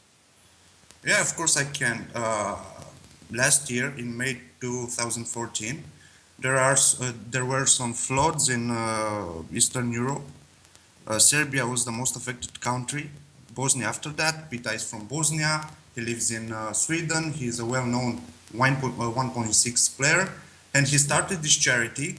He was playing CSGO at the moment, and he called it Go, from CSGO, Go4Balkans. And many professional players attended, also Room on Fire, Anderson, Semler, and so forth. 25,000 euros he raised, allegedly, according to foundme.com, Go4Balkans, there are 20,323 euros in there, and also Anders said there is another donation from him of $1,600. So that happened 9 months ago on 24th of May. The next day was the last statement made by Pita. He wrote just one line saying, I will keep the community informed about the money. 9 months ago. Nothing until I've asked him on Twitter. So, sorry, go on. Yeah, I was just going to say, obviously now we're here now where we're still unable to trace the money. Is that correct? Nobody seems to know where it's all gone. Well, I think you've already seen my article. I've asked him clearly, where are the money? And he said things like, first of all, he said he invested the money and that the money are used for a surprise for the community. Nine months after, lots of people lost their homes, and we donated for that, including Guy. Anyway, let's go over this. He also said the money are held by Fiflaren, former player of NIP, and Anders and Semler. 5 minutes later, Fiflaren denied on Twitter of having any money since May 2014, since 9 months ago. And from there, Pita started to say, well, I didn't knew he didn't have the money are in the main account. Fiflaren provided us with a photo of his transactions, and one guy from HLTV verified the name of the company, which has the main account. Well, that company is held by Nip Heaton, and that company went bankrupt in October 2014, October 9. On October 12, Pita was named coach in NIP, just saying. Not implying anything, just saying. Okay. Okay, so those money are gone. I believe. If a company goes bankrupt. Yeah, that is true, especially in European law. I don't know how it applies globally, but from my experience, if you go bankrupt, what will happen is the company will come in. A credit assessment, legislative body will come in. They'll have a look at your assets. What have you got that can be auctioned off to get money? How much money do you have in the bank? This kind of thing, and then that money collectively will be assigned, and it'll go off to your creditors, the people that are owed money in order of priority. So number one priority might be employees who are owed salary, then bills for companies, that kind of thing. You work it out in that order, and then when all the money is gone, you tell everyone else, get fucked. There's no money, and it gets closed down, and that's how it works. So that would be the case if the money was funneled into a company that then went bankrupt. Then absolutely that money, although while it would still need to be accounted for, if that money could be accounted for and they could demonstrate it was spent in a proper fashion for the running of the business, then yes, you're absolutely right. That debt would effectively disappear. I will spend just 10 seconds on this month, October 2014. Of course. So. Yeah. Just to say three things. First, 9 October, the company goes bankrupt.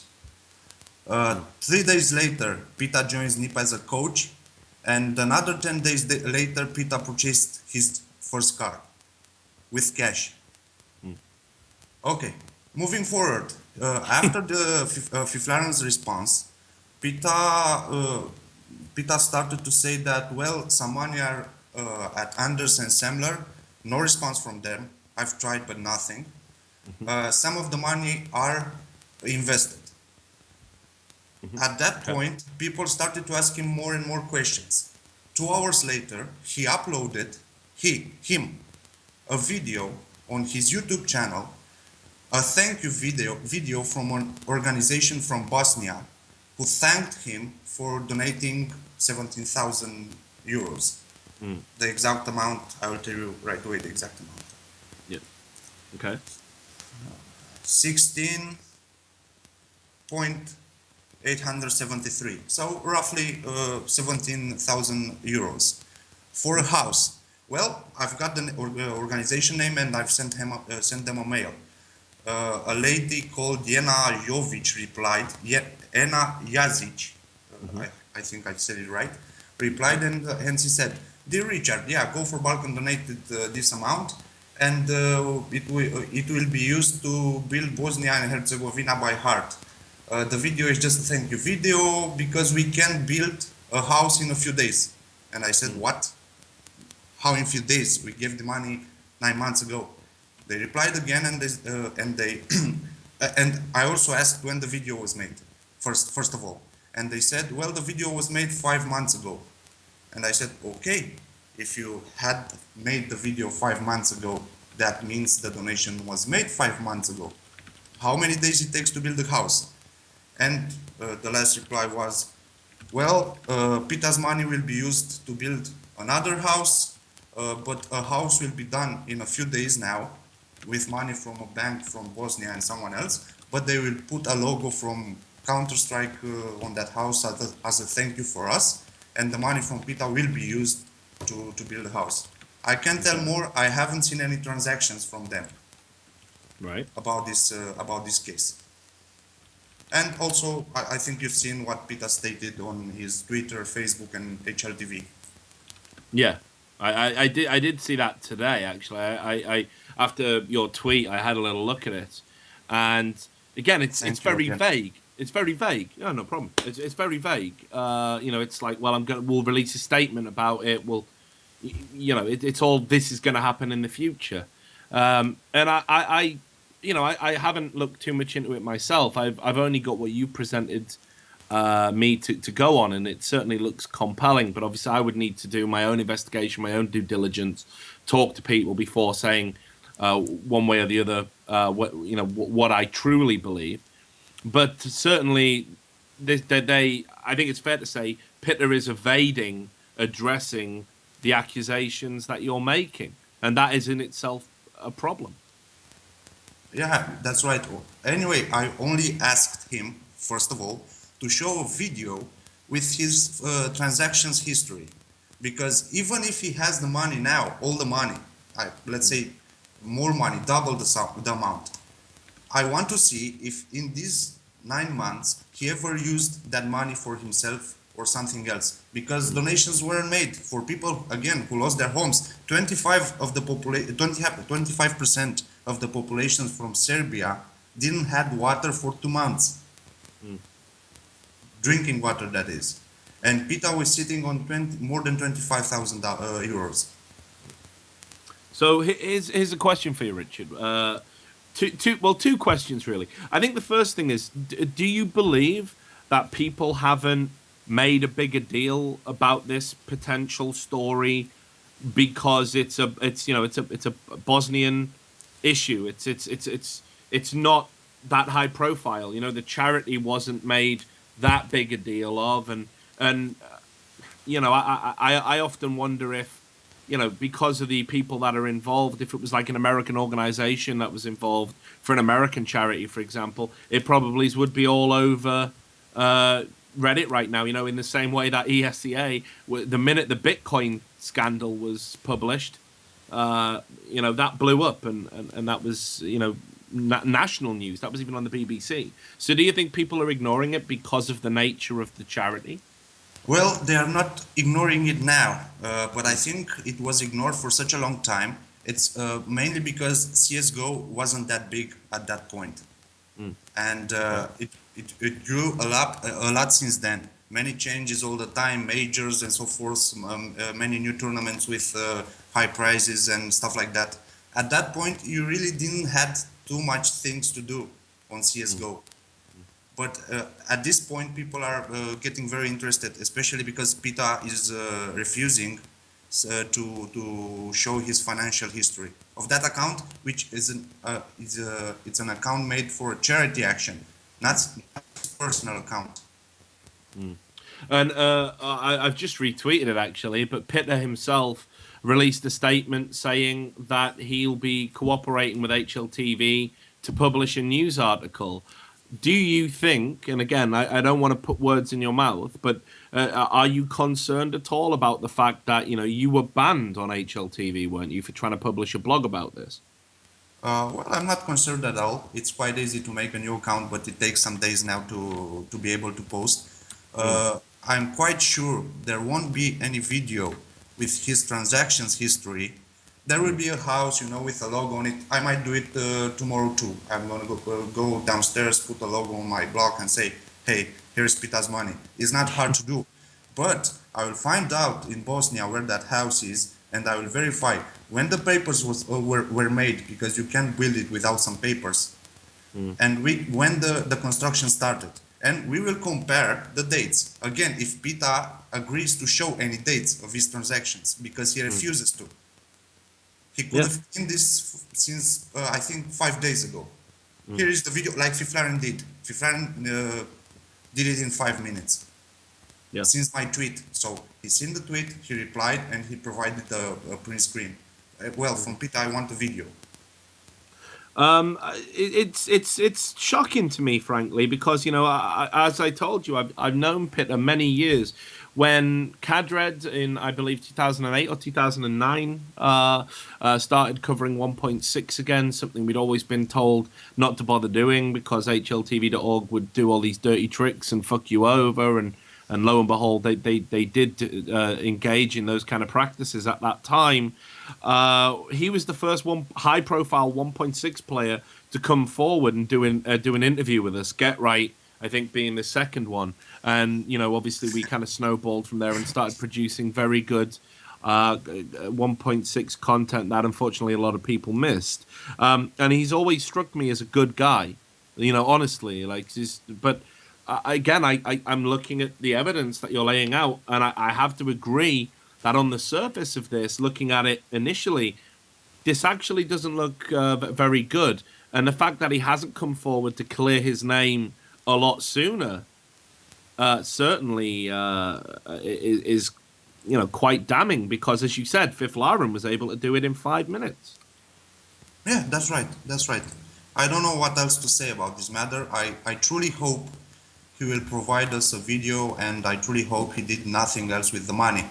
But again, if he had the money and he used, I don't know, even €5 to buy some cocoa, I don't know, and he returned the money after that, that's still wrong. And I think he did it, and that's why he doesn't want to show.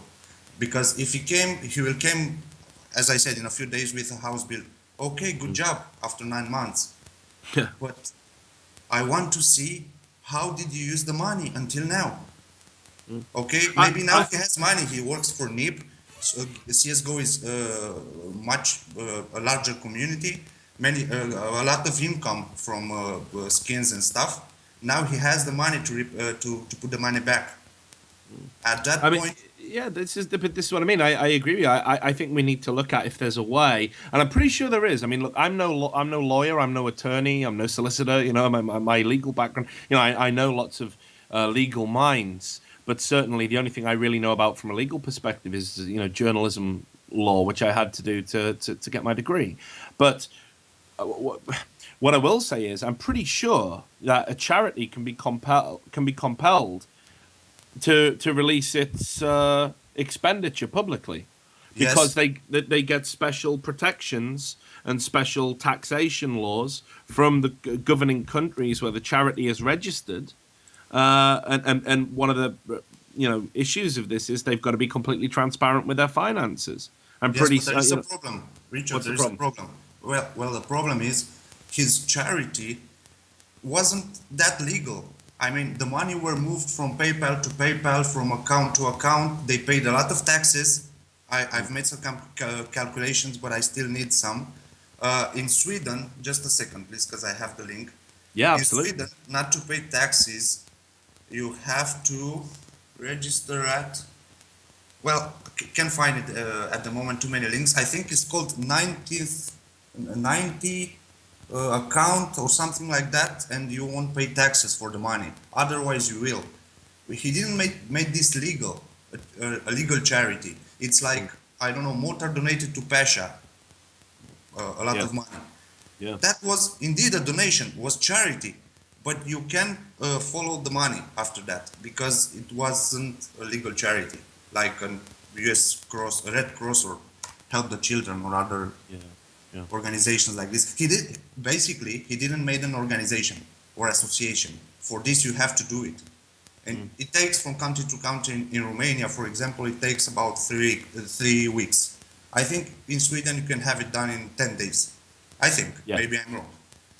Well, look, Richard, I got to say, I think this is a hugely important topic, and it would be really sad if you were right. I'm sure we all agree about that. I certainly hope you're not right, but the extent of your investigation, the thoroughness, with which you've applied yourself, and certainly the amount of information you've sent me today, it's incredible. It tells a compelling story, and I will certainly look forward to seeing how HLTV.org approach this topic. and what the news says and what Pita has to say for himself. I don't think we'll have heard the last of it. I don't think this will go away. And certainly if there has been any wrongdoing, you've got my words. I'll make sure it doesn't go away because taking money from charities is repulsive even by esports standards where people do bullshit on a daily basis. So look, I'll let you go now. As you said, you don't know what else to kind of say on the matter. We'll probably be publishing your blog about it tomorrow on ThinkPiece.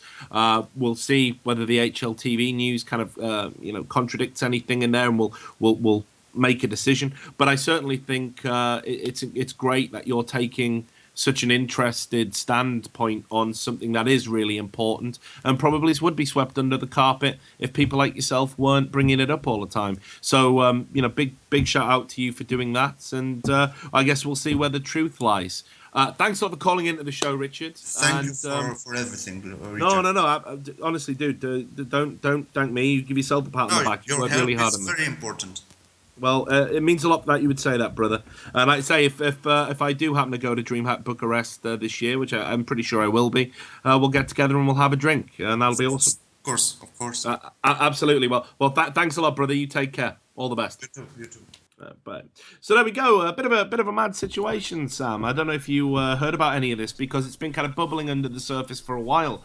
I remember when I was last kind of hanging out with Anders and we were having a few beers. We were talking about this Go4Balkan charity situation, and it was a real noble cause. It was a really good cause. We knew about the flash floods. In Bosnia and the people that were terribly afflicted by that, literally left without running water, homes destroyed, living in very squalid conditions, increased risk of disease. This wasn't by any means just, like the floods you get in the UK where, oh, my carpet's ruined.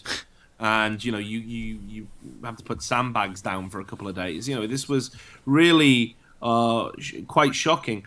And Pita, who is Bosnian, Bosnian Swede, he was kind of the face of this charity, this noble cause. People to get behind it, people helped out, and lo and behold, once again, we're asking questions about where the money went, how it was spent, and there's no transparency. And I just find it so sad that this is kind of happened again. And the guy who called in, Richard, a lot of people are saying he's an HLTV.org troll. I don't know his background. I don't really use that website. I've never posted on it in my history, and I don't think I ever will. But certainly what he sent to me today by email, it looks strange. It does look strange that when a big donation is going into a charity, a few days later you're paying for a car in cash.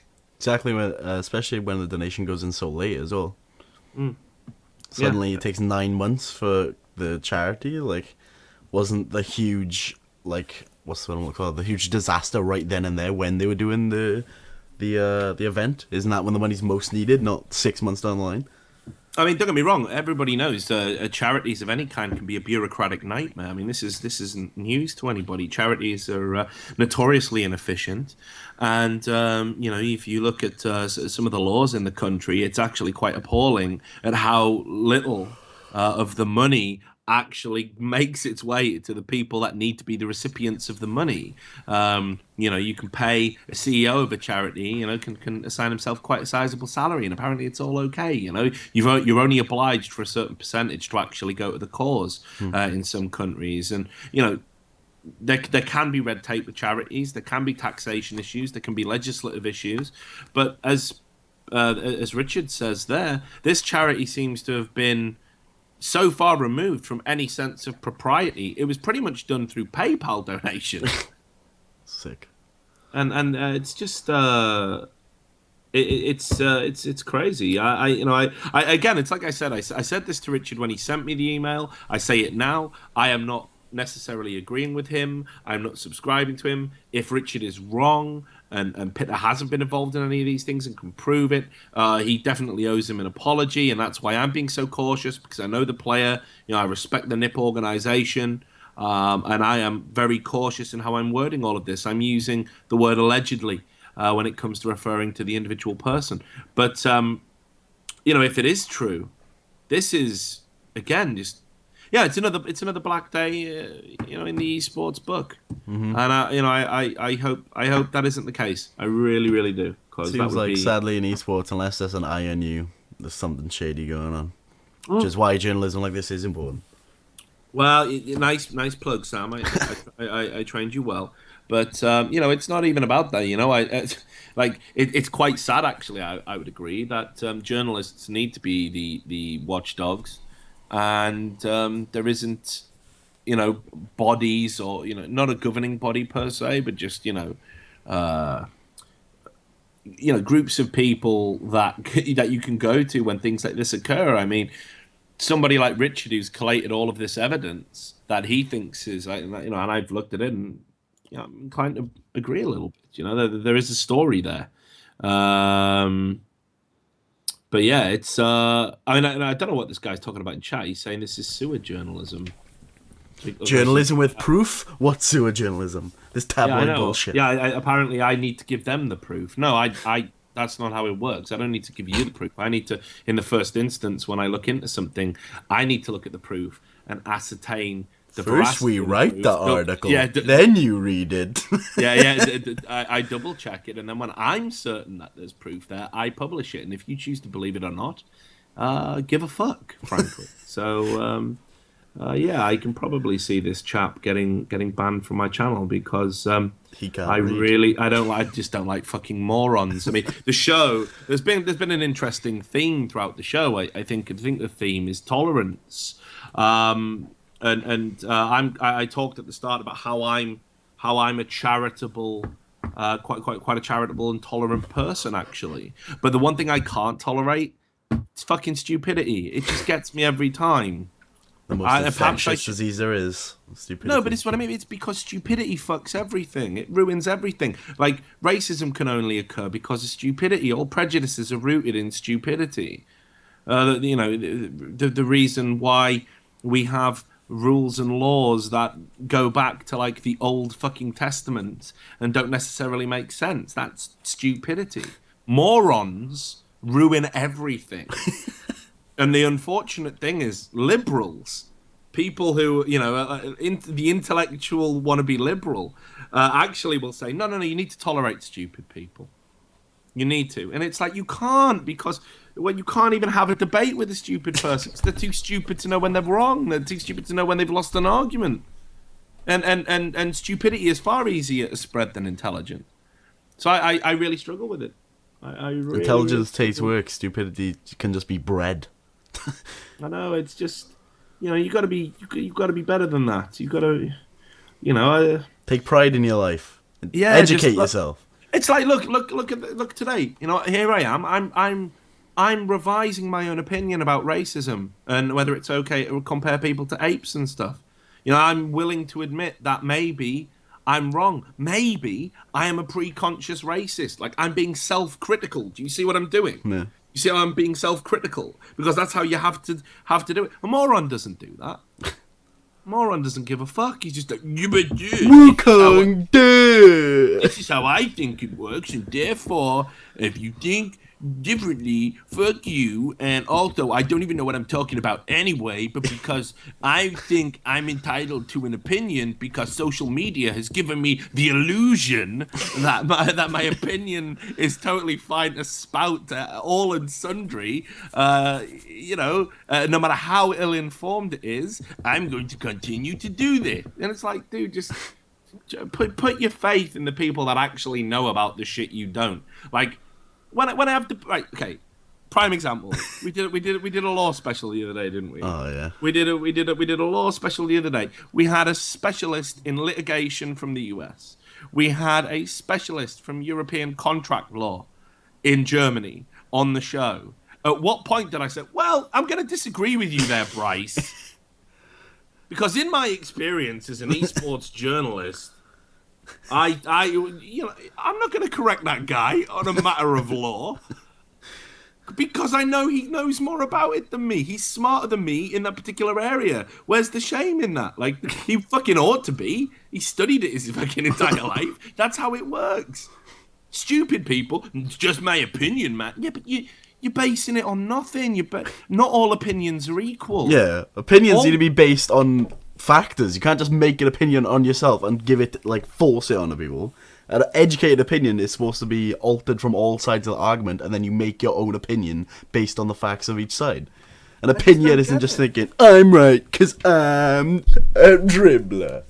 Yeah, I've never understood it. I've never understood the lengths to which morons will actually go to try and be right. And it's hilarious because whenever you have an argument with them, every time you give them, well, actually, the evidence suggests this, or if you look here, this study suggests this, they'll just ignore it and move on to the next thing. And then when they've exhausted all of the talking points and been thoroughly trounced on every discussion, they just go, hey man, it's my opinion, why can't you just respect it? Why do you respond to the trolls on Reddit, man? Because you're an idiot. That's why I can't respect it. I got no respect for idiots. If we put idiots on a pedestal, where would we be as a society?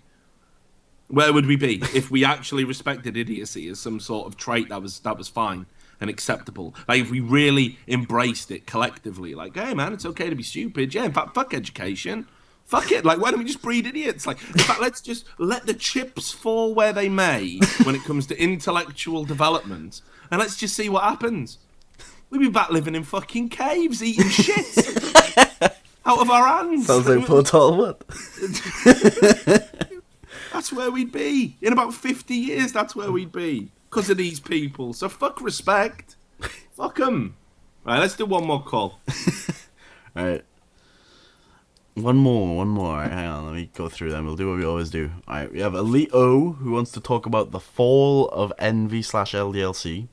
I don't know where they've fallen. Yeah, that's not a fall. Fuck that call. This guy just said, why is your show called Trash Talk? It makes it seem like you were a dumb show. Well, who said that? Just a guy added me on Skype. Just thought you should say that. Cheers, mate. That was the call. That was the call. Okay, all right. Shall we get him on? No. I'll ask him if he wants to come on. All right. All right, I'll just ask him. What other calls have we got? Let me go through another one. The various ways the League community and Reddit Hivemind gets manipulated. That's always an interesting call. Yeah, but then I just get 100 times. they just fucking chain me up and beat my kidneys with like a bag of oranges for talking about Reddit and League of Legends again. So, what else is there? I mean, don't get me wrong, I would like to talk about that, but I just think people will say you've talked about this before. Generally speaking, I want to compare broadcasters to football teams and their channels to stadiums. So I think that they should have the same responsibility for what happens on their channels as football teams have for what happens in their stadium. But isn't that nothing? Like, if there's a riot in my football stadium, I'm not in charge. I think we'll let that fella go get a glass of water. We've all had a drink, mate. Calm down. We've all had a drink. Just chill out. Fuck it, let's do the Reddit Hivemind call. Fuck it. Let me find him. There we go. I haven't given him any warning, so I'll just say prep. What did the other guy say about coming on? He said, "Yeah, I want to come on." Shall we do it? We could. Yeah, we'll get him on right at the end. We'll do this caller quick, and then we'll. Hello there. Hello, Richard. Hey, man. That was a very familiar hello. I feel like we've talked before, have we? No, we haven't. I just feel like I've watched you so many times that it's become like an awkward symbiotic relationship. Mate, I must say as well, and I don't think the viewers at home can see this, but what a lovely profile pic on your Skype. What a handsome chap you are. Well, I've been hitting on you in the different Twitch chats for months now, so I'm glad Senpai has finally noticed me. Well, this is how it is, man. It just takes a while to get through. I've got a lot of admirers. I like to, yeah. You know how it is when you're a player. So, Reddit Hivemind. I mean, one of my favorite topics of discussion. We've definitely talked about it on this show before. So I'm hoping you're going to bring something new to the table. I'm sure you are, because you've already struck me as a wonderful chap. So let's talk about it. Reddit Hivemind and how people get manipulated. Is this with particular reference to the League of Legends sub? Kind of. Also, like, yes, but that's my experience. But I mean, I'm guessing it's kind of a global phenomenon with esports, but I mean, I've just noticed that like there's a load of fallacies that it falls back on, and it interests me in like a terrible way. It's like the whole like appeal to emotion thing that like recently I've noticed a massive amount. So like basically, if you just pretend that you've been really hurt by something Reddit said, it will kind of reverse the circle jerk, which I think is kind of a beautiful phenomenon in itself. But and then Yes. the whole nostalgia thing, and it's just the selective memory that everything has. It's just like, oh, Well, God. we've talked about this before, and this is again, you can be the biggest piece of shit player. Okay, so like I don't know, let's say you were about to win a tournament, but because of an argument you had earlier with another player, you got up, you cost the team the game, you lose, and then on the way out you punch a fan and push a pram into the main road, and it gets hit by a bus, and you're just a horrible, wretched piece of shit, Yes, and then you announce your retirement, yes, and exactly. everyone goes, well, that player who killed that baby, he was a bit Yeah, of a cunt, but thanks for the but memories though, mate. Thanks yeah, for the memories. quickly get on YouTube and search for what highlights I can find of him. That Yeah, let's make the post that highlight quickly. video. Yeah, it's just like, how can I appeal to people's emotions? It's like, like, do you remember what Wang or whatever his name was, the guy who cheated in that Welds thing? Oh Like, yeah, then yeah. looked at the map, and then like, sometime later, he wrote on Reddit, it was like, I'm really sorry for what I did. P.S. I need $850. It's just like, well, that's Yeah. convenient, isn't it? But Reddit was like, oh my God, he's so sorry. I forgive him so much. Look how much he's changed. Mm. It's But like, this oh, is okay. this is what I mean. People do. I'm always aghast really that it's like, okay, I consider myself to be a fairly consistent person, really. Like, not necessarily in my views; they can fluctuate. I'm willing to admit, when I'm wrong or how an opinion can evolve Yeah, over time and change. But generally, I think what you see is what you get. I certainly don't project a different persona when I do show. I'm not interested in it. I couldn't give a fuck, no. frankly. I'm old enough to be the dad of most of the people that want to be fans or want to be haters. So it's just like I'm too old to change, basically. I'm Yeah. not gonna change who I am or what I am or how I want to do my shit. I don't care. I don't make money from trash talk. Couldn't give a Yeah. fuck. I think Um, it's like a difference between like personal growth and then sort of just trying to pander to something and get like to elicit a reaction from a community, which I just find really like mm, cloyingly gross. It's like the whole Night Blue thing as well. Like that was so transparent, but Reddit loved it. It was like, how do I yeah. improve myself as a streamer? It's like he doesn't give a fuck how to improve himself as a streamer. He No, wants he to drive wants to his keep viewers making back up. money. Yeah, Yeah. exactly. And not only that though, of all the people to ask. You know what I mean? Like, Reddit, yeah. yeah. I know what I'll do. I'll go on fucking Reddit, right? And people always say you can't generalize Reddit because it's You different. kind of You can can. you kind of can a little bit, and that's why I keep talking about consensus. The consensus of Yeah. a majority. I feel quite comfortable using the term. This is what the League of Legends community thinks Yeah. because you can tell by the overall consensus. Dissenting opinions are stamped out. Reddit is designed for that. In fact, I would be, it's almost as if Reddit in itself was designed by a fascist Yeah. because seriously, because it's the perfect medium through which to quash, dissenting opinion. It's Yeah. not designed for broad debates that welcomes everyone's ideas. It's actually designed to quickly find a consensus, use that -5 downvote to silence any detractors, and to be rewarded for going with the mob mentality. That's Yeah. exactly how Reddit functions. That's the mechanics of it. That's what fascism loves. That's what cult thinking loves. So Yeah. I find it incredible that everyone's like, oh, you can't generalize Reddit. Reddit is in itself one big fucking No, generalization. that's the It's premise of the designed, website. yeah, exactly. It's designed to generalize topics, and things that are popular go to the top and things that aren't sink to the bottom. It is that simple. So whenever the League of Legends community say, "Oh, well, you can't generalize," I fucking can. It's there in black and white. I have a cross section of what the majority of you think at any given time. That is Reddit's function. That's why the head of Reddit is being courted by the NSA and people like that, because it is important data that you can extrapolate things from. So it's ridiculous to say to the contrary. Yeah. And they're really, because unfortunately, because of the age in particular within the League of Legends thing, you can manipulate them very easily. It strikes me as incredible that all the people who are just like, hey, I don't care what you think about me. No, we hate those guys. But then the people who come along and go, how can I be a better person? And this strokes your ego, and I'm really cynically manipulating you. By the way, can I have some money, please? Like, they're the people that we put up on the pedestals, dude. I don't get it. How could we change it? Serious question.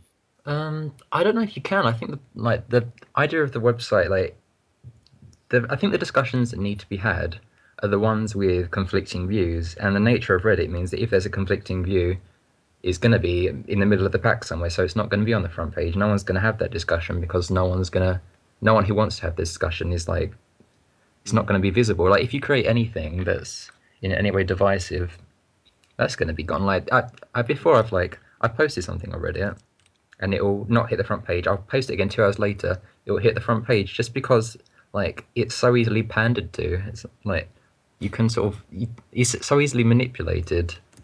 And it's like, I don't know. I mean, I find it interesting in itself, just the way that different like media platforms can be manipulated. I mean, it's important to understand it, but I don't know.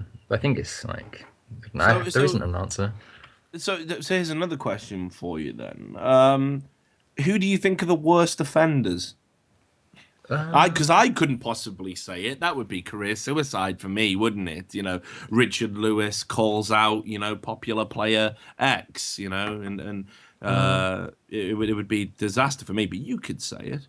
Well, aside from Nightblue, I mean, this is probably going to be like a little bit divisive, but Thorin kind of prefacing his content with a topic saying about how downvoting content is negative for the community if you don't like it, and then posting a new piece of content every day for like 7 years, I found kind of funny. But I don't think it's a bad thing to do. I just think it's a clever thing to do. It's intelligent manipulation of the Reddit community and the way it works. But I do appreciate it as like a good bit of manipulation in itself. So yeah. Anything anyone you've noticed being really cynical with it? Because I mean, apart from the Nightblue thing that we've already mentioned, I do think it's interesting. Like, for example, a few days after a controversy, the AMA will pop up, and oh yeah, gotta love that. Yeah, that's always good. Yeah, I mean, it's difficult in the sense that like I think it's important that players market themselves, but like it's another thing with Reddit that I've noticed, like it kind of conflates the ideas with like if you're a negative, like if you're like rude or offensive in some way, they kind of conflate that with the idea of you being more genuine or like real. And if you consider people's emotions, or if you want to sort of be seen as like a thoughtful person, then you're being like a PR person, or you're being disingenuous, which like, I don't know. I think that logic is founded in like some weird concepts. I don't like that particularly, but I don't know where I'm going with that. But that's just a way to argue about. We've all had a drink. It's been a long show. I've had some fish cakes. I mean, that's about as much as I've been consuming today. We've all had a fish cake. Yeah, we've all had a fish cake, mate. We've all had a fish cake. But look, I do like to talk about the Reddit thing. I think it's an interesting phenomenon. I mean, Reddit is a law unto itself in many ways, but in other ways, it's actually a depressing kind of typical representation of how easily led human people are. That it's and the horrors of mob mentality and everything that it breeds. It's intriguing in a way, though. Like, you got to kind of. Oh yeah. Don't get me wrong. I kind of enjoy the kind of complete farce of it all, though. It does make it's like fun to laugh at it and take advantage of it in like little ways. But yeah. Yeah, I mean, I've often thought, what would happen if I stopped my war with Reddit? What could I become popular? Like, if I sucked enough corporate dick, and perhaps if I put a post up like after this show saying, "Hi, League of Legends community, I want to apologize. I've just been so rude to you all, and it's unprofessional, and it's toxic," and use all the buzzwords that they like. Such a tabloid journalist, man. Like, How uploads. long would it take for me to be making serious bank? I wonder. About 20 minutes. Yeah. Yeah, probably.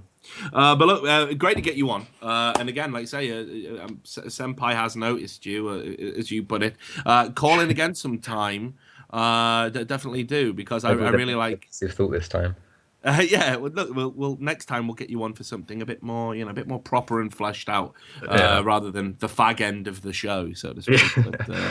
But definitely great to get your thoughts, and you've got us on Skype now. You call in any time. Yeah, great. All right, have a good night, brother. You take care. You too. See ya. Peace.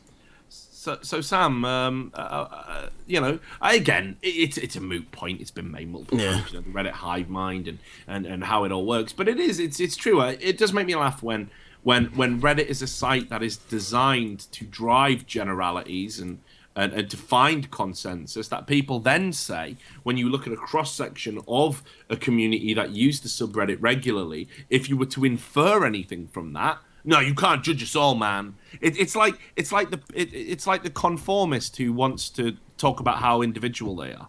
Yeah. It's like what we talked about earlier. Stupidity breeds stupidity. That's why when people give you shit for talking, commenting on threads, you do it to stop stupidity breeding stupidity. I can't remember if it was you or Thorin something before. Someone could comment, Richard Lewis killed a dog. I seen it. He did it at I Series 50. And if you don't comment on it, I guarantee in another thread said, "Oh fuck this Richard Lewis guy, he killed the dog." Yeah, but I just want to say, the dog was being a prick. No, serious. Like it looked at me. Don't get me wrong. The owner said that actually he was quite an old dog and he was cross-eyed, but that didn't stop me kicking its head off.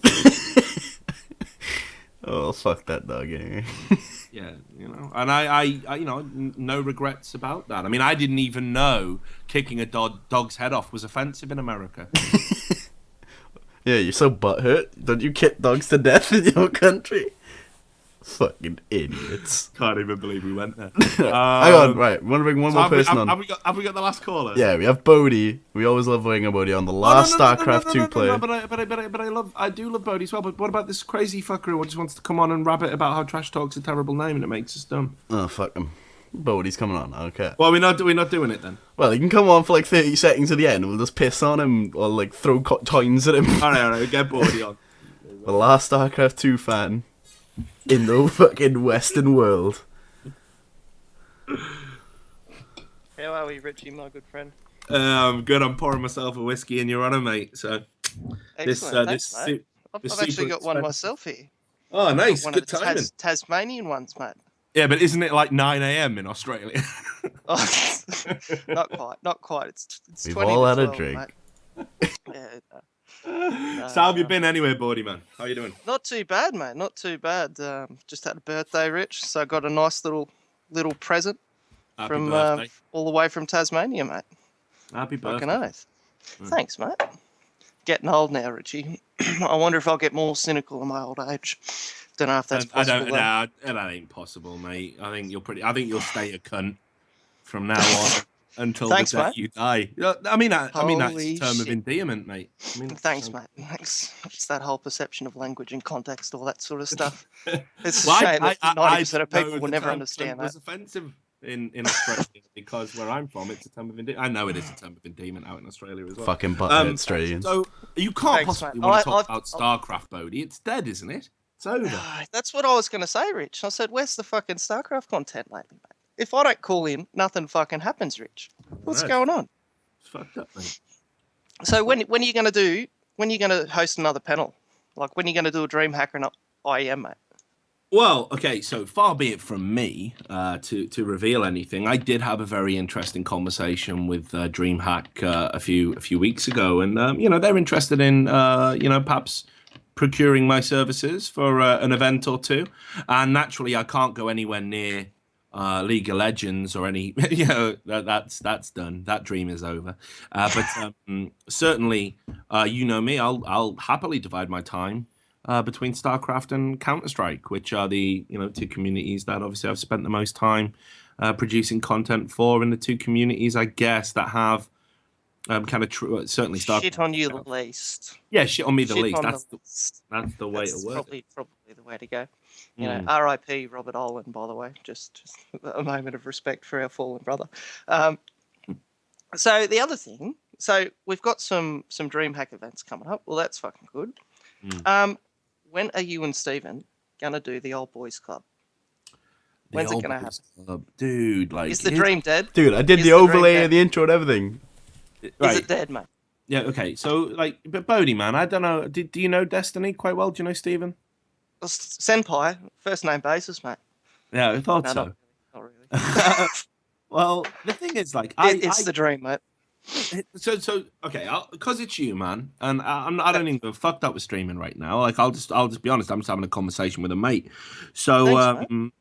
me and Stephen, like, I always got the impression when I was doing Unfiltered, actually, when I first came on as a recurring guest into the show after I did the initial stuff with Chamman, I always got the impression that actually Stephen didn't really know what to make of me. I think he felt that I was like honing in on the edge, angle that he owned, and that I was kind of subverting the show and taking it away from being what he wanted it to be about, which was that it was a show that had an esports audience that wasn't necessarily about esports.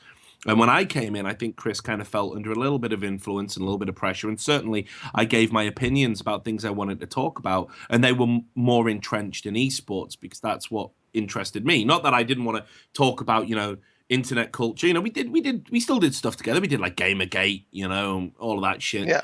But generally, Unfiltered did become an esports digest rather than the show it originally started at as. And I don't know if Stephen liked that. I suspect he didn't. But I used to really enjoy my time with Stephen. I found him a very interesting character. I liked the approach he used to come in intellectually. He would always happily challenge my views on the occasions we did disagree, and I thought he delivered it in a very funny way. I used to love his analogies. So fast forward to the end of Unfiltered, and people will remember I was genuinely upset when Unfiltered ended. I actually shed tears on air because it was sad. I knew then and there that I wasn't going to get to spend time with Chris anymore. And Chris, who ran the show, I loved him a bit. Like, he's a real nice guy, and we used to talk all the time. Every week we would have 2 or 3 Skype calls. Now, sadly, we drop each other the odd message, and we've drifted, as is the nature of the business.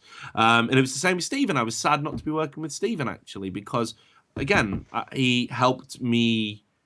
I'll be honest. I think I rode a little bit on his coattails, actually. Well, maybe, but you got to remember, Stephen's also a very good devil's advocate, so that you can have conversations from a couple of different angles with him. Very few people can actually do that. So many people are like, as that Reddit Hivemind, fucking one-way jerkwave sort of thing goes. So Steve could go the other way. That was the start of me as a video presence, as a streaming presence. Ultimately, you could argue the only reason that I would ever be considered for hosting a Starcraft gig is because of Unfiltered. Well, that's fair, cool. But that's not just on him. That's Chanman too. No, and that's Chanman too. But so it was real hard. And I stress this. I like Stephen, but I have no idea how he feels about me. Like, none at all. Still to this day, we've never even how do you ask? You know what it's like. We're guys. How do I ask another guy? Do you like me? Yeah. Are we actually mates?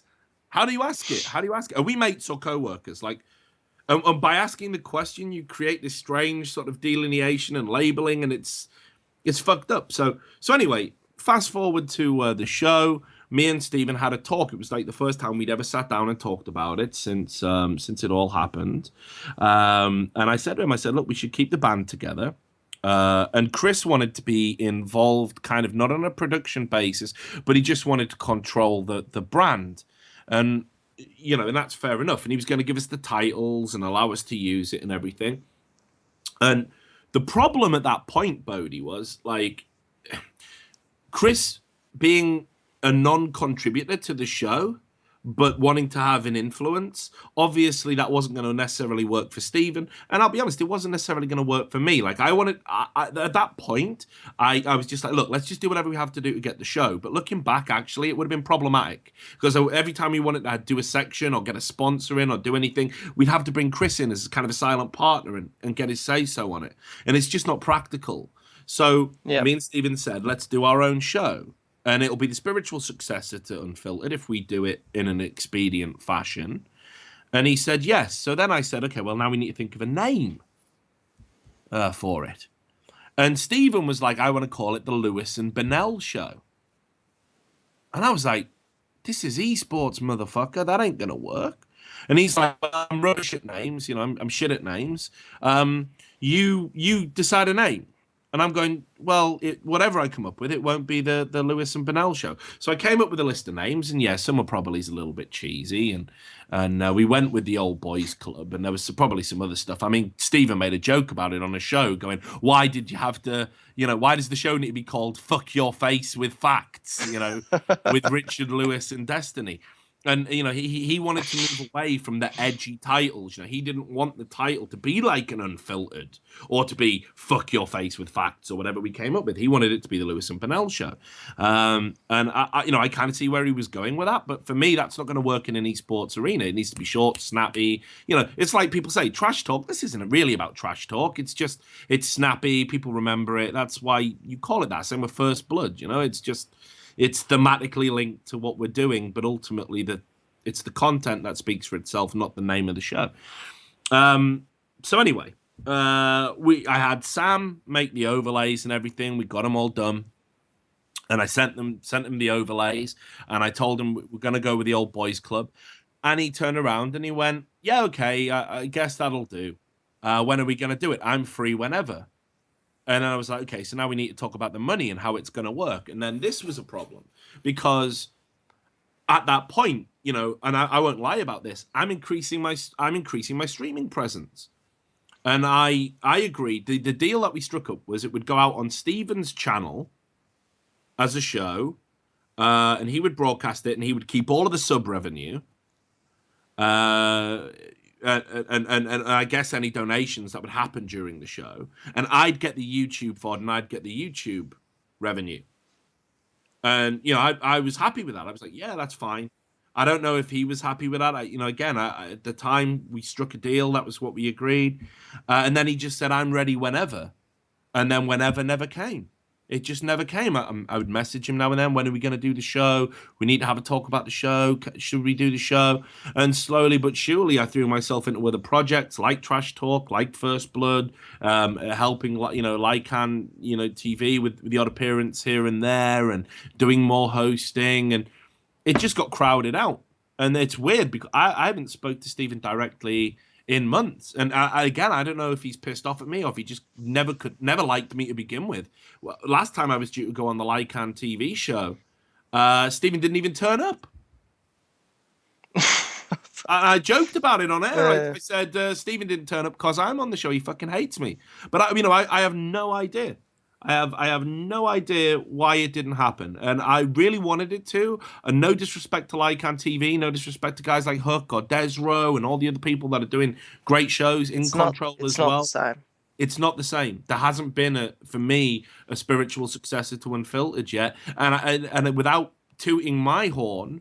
I think it would need me and Destiny to come together to create that. And I want it to happen, dude. Like, I would fucking do it tomorrow. If Stephen just said, you know what, Rich, like, let's just fucking schedule this. Let's just make this work. Even though it's going out on his Twitch channel, I wouldn't give a fuck. I'd be there in a heartbeat. 100%.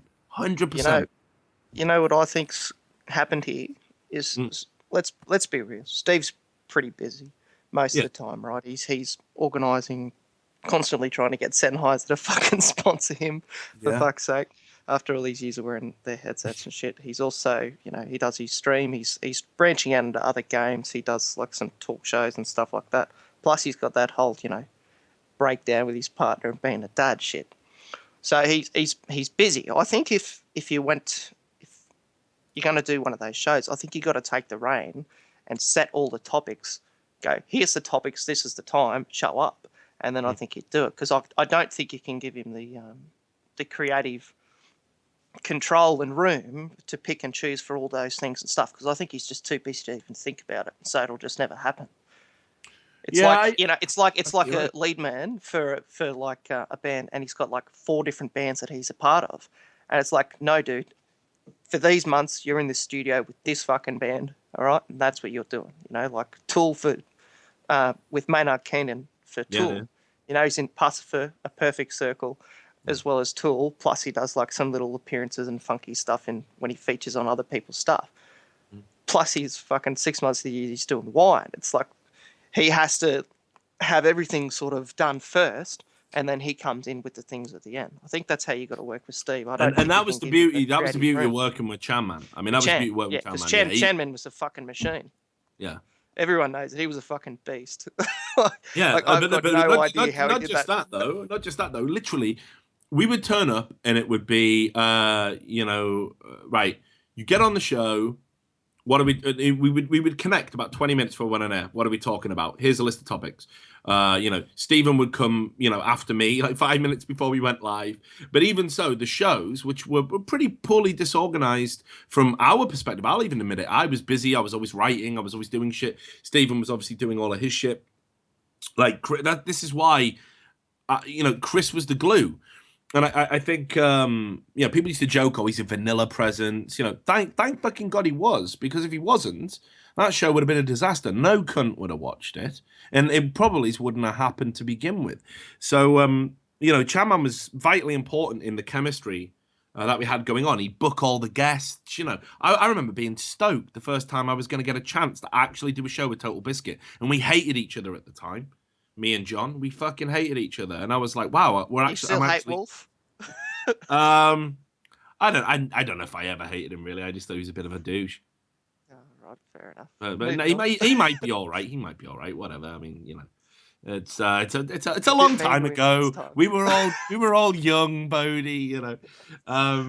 So anyway, this is what I mean. This is why I can I do that? Can I be Chanman? Probably not, man, because I'm plate spinning on the fucking best of days. It's the flight of the fucking bumblebee going on. I'm writing. I'm doing a show. I'm interviewing a person. I'm working on my next article here. I got video content for the Daily Dot to be thinking about now.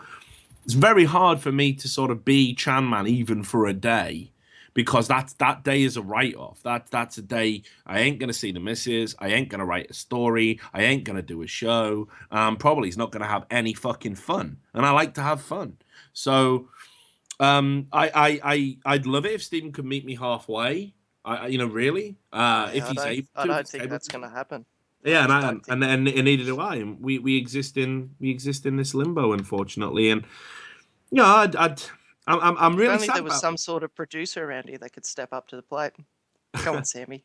Where you I do the production. I don't write the topics. Who knows about Starcraft nowadays? Have you lost as fuck? Oh, shit. I don't even play the game. But it's the thing. I mean, even if Sam stepped in, even if Sam did step in, think about it. This is Sam. An employee of a totally different company who produces for me. And again, he's in the same position. We don't make anything directly from these shows.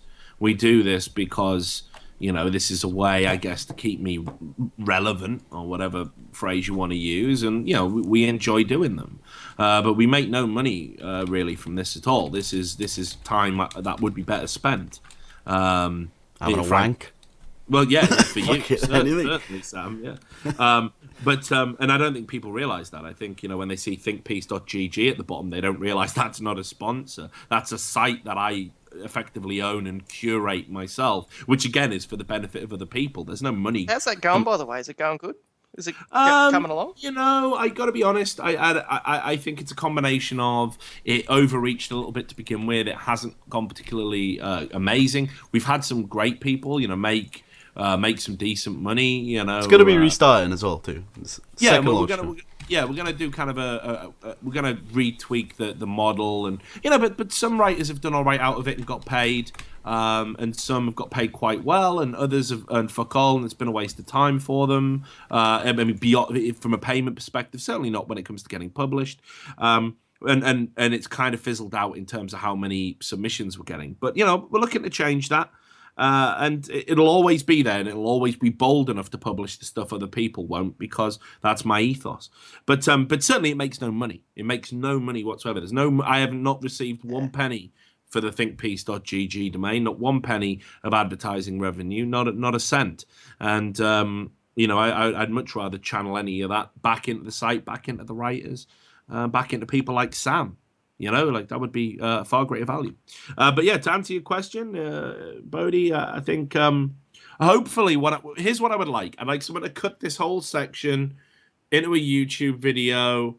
I thought you said you didn't want that, mate. I didn't want that earlier, but now that I think about it, this is perhaps the only way to get my message out to Destiny. Yeah. What we do Richard Lewis, the flip flopper. Ideally, people could wait overnight, link to my YouTube video, put it on the Starcraft Reddit where it'll get 500 views when it hits number 1, and perhaps we can push for Steven to come out of his super adult man cave and admit he hates Richard Lewis, and just either admit that he hates. Imagine if that's what the culminated week-long effort of rallying to try and get Stephen. He come on and said, just fuck that ball cunt. Yeah, I know it would really suck, wouldn't it? If he just came in and said the real reason it didn't happen is I just cannot fucking stand Richard Lewis. And if that was the case, but at least I'd know. I mean, I'd be sad. It would hurt my feelings, but at least I'd know. So there you go. I hope that answers your question, Bodie. I don't know if there was anything else, but if there isn't, I'll wrap up there. But if there is, feel free while you're here. Just a moment of silence for Chan Man. I still think that when he did that, what was it, 12 or was it 14-hour-long fucking episode? I think he did that deliberately to burn himself the fuck out so that he wouldn't want to touch content for months and months and months. Because that was unbelievable. I can't believe that he managed to pull that shit off. I can't think of anyone that could do that. That fucked me. I got DDoS during that show as well. I think that ridiculous final episode where we brought is that what you're talking about? Where we brought everyone up from the past? That's it. Where it was, it went for what was it, 14 hours? Fucking unbelievable. Yeah, how the hell can you pull that off? I got to bed at 8 a.m. from when we started. Are you a bit of a mess by the end of it, Rich? Yeah, I was. I don't even remember it. I just remember being incredibly drunk. Just Did you ever watch the VOD? Ball in his eyes. Did you ever watch the VOD? No, I never watch my VODs. I never watch my own stuff. Oh dear. I'll take your word for it that I was a mess, Bodie. And thanks for bringing that to my attention. But Thanks. a moment of silence for Chan Man, and a moment of silence for Starcraft as well, brother. I'm glad you're the guy that keeps it alive and keeps it coming on Trash Talk, which was originally mainly about Starcraft, incredibly, when it first started. So how times change. Times have changed. I know, mate. Well, look, it's always Fuck good to hear League your of voice. Legends. And yeah, fuck 'em. And happy birthday again. I hope you had a good Thanks, one, mate. or about to have a good one. And no doubt we'll hear from you again in the future. Thanks for keeping it real. Too easy. And always a pleasure, brother. Buy Tasmanian whiskey when you get a chance, mate. I'll try, mate. Surprise I'll try. you. It's Next time Scotland I'm of the Tasmania. southern hemisphere. Just think of that. Scotland of the southern hemisphere. It's Good the to shit. know. Good to know. See you, bud. All the best, buddy. There you go. That is our regular Bodie, the Australian beast, the man who is keeping the dream of Starcraft, Starcraft coming back as an Big bad esport. Bodie. Big bad Bodie, a great guy, a top cunt, as he would say. So, are we gonna get the guy on? Yeah, why not? Fuck it. Go on, let's get him on. So, what was it he said exactly, Sam? He said, "Why is your show called Trash Talk? It makes it seem like you're a dumb show. However, this is the first time I'm watching and listening, and it's very intelligent and it's great." What up, boys? Hey, what's up, man? You kind of sound all over the place because you sound like you're a fan of the show, but Man. you're hating on the name. What's up with that? All right, well, first let me get started. I got to really warm up the chat, before I get going into my question. You know what I mean? Yeah, you do that, dude.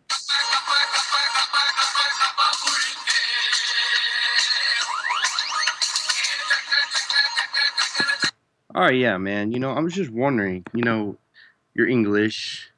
Your show's called Trash Talk. Why is it not called Rubbish Talk? We're not rubbish talk. Big troll! Big troll! Hey, why isn't it called Rubbish Talk?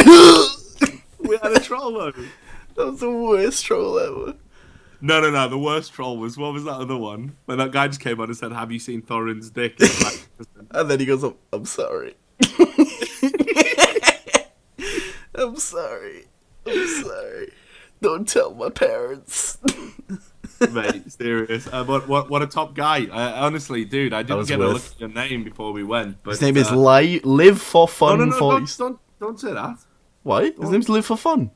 Yeah, don't. You shouldn't give it out. It's not the full one. Fuck him. All right. Don't troll my show. Get fucked. No. Anyway, it was a rubbish troll or a trash troll, whichever one you prefer. Rubbish. But you know, I like it. I thought it was a nice bit of comedy at the end. We've been quite serious. Haven't we? So big sorry from him. Anyway, right. So yeah, let's just wrap it up, shall we? Let's just fucking kill this piece of shit. Let's just take it out back and put it down like old Yeller. Go on, you've had some good Gone times. too far. It's time to go to sleep now. Like a horse with a limp. Yeah, indeed. So yeah, look, if you enjoyed the show, you know what to do, man. Thanks to all the people who subbed. I saw somebody else sub. I just missed it. I was in the middle of a call. It's very hard for me to shout out to subscribers when I'm doing the show, but you know who you are, and thanks very much. And again, the people who are donating money, I always say there's charities out there. You don't need to give it to me. Don't let the hairline fool you. I'm not a charity case just yet. But you know, it's been a blast. I think we've talked about some interesting stuff.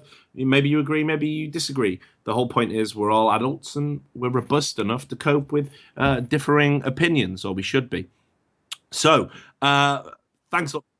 Thanks for tuning in. We are. Me and Sam have decided we're going to take a short break, and then we're going to stream. We're going to stream some games because some of you guys like that, and we'll be playing some League of Legends matches with people who are in the stream. For those who've been following my League of Legends escapades, I got a rank ban, and I don't know how that happened. Yeah. Okay. No, I'm so nice in games usually. I've definitely never said anything over the line ever, so we're going to play some games with you guys to basically help grind me back into ranked, where no doubt I'll be banned after 4 or 5 games when I call my jungler a dribbling cunt. But yes, so we will take a short break while we prepare for that horror. In the meantime, all that remains to be said is thanks to all of the people who called in. Those guys truly make the show what it is. Thanks to all the people who tuned in. You guys make the show possible. Thanks to Sam for getting his lazy ass out of bed and actually doing the show. And thanks to me for being Richard Lewis, the incredible deity-like being that hovers over all of esports. Anyway, this was Trash Talk. We'll see you next week. And if you stick around, we'll see you for some League of Legends games. Peace.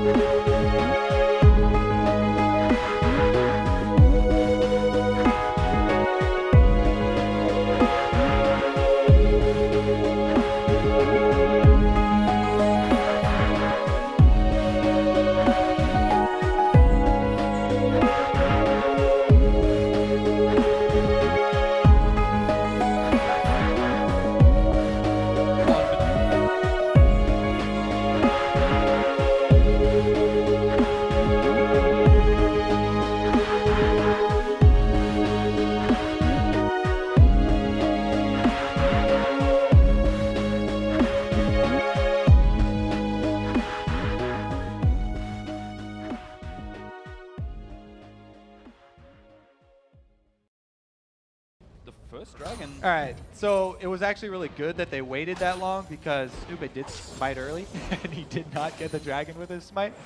So it looks like it was a good call there. But props to as we are All going right, to have so let's the dragon. Uh-oh. let's take a look. The EU jungler import that they've gotten. Red buff is very difficult. There's the broken shard smite, and looks like Lizard wins out in this fight. You win this time, Lizard. Tricky Lizard. Very tricky. Pull broken shot there.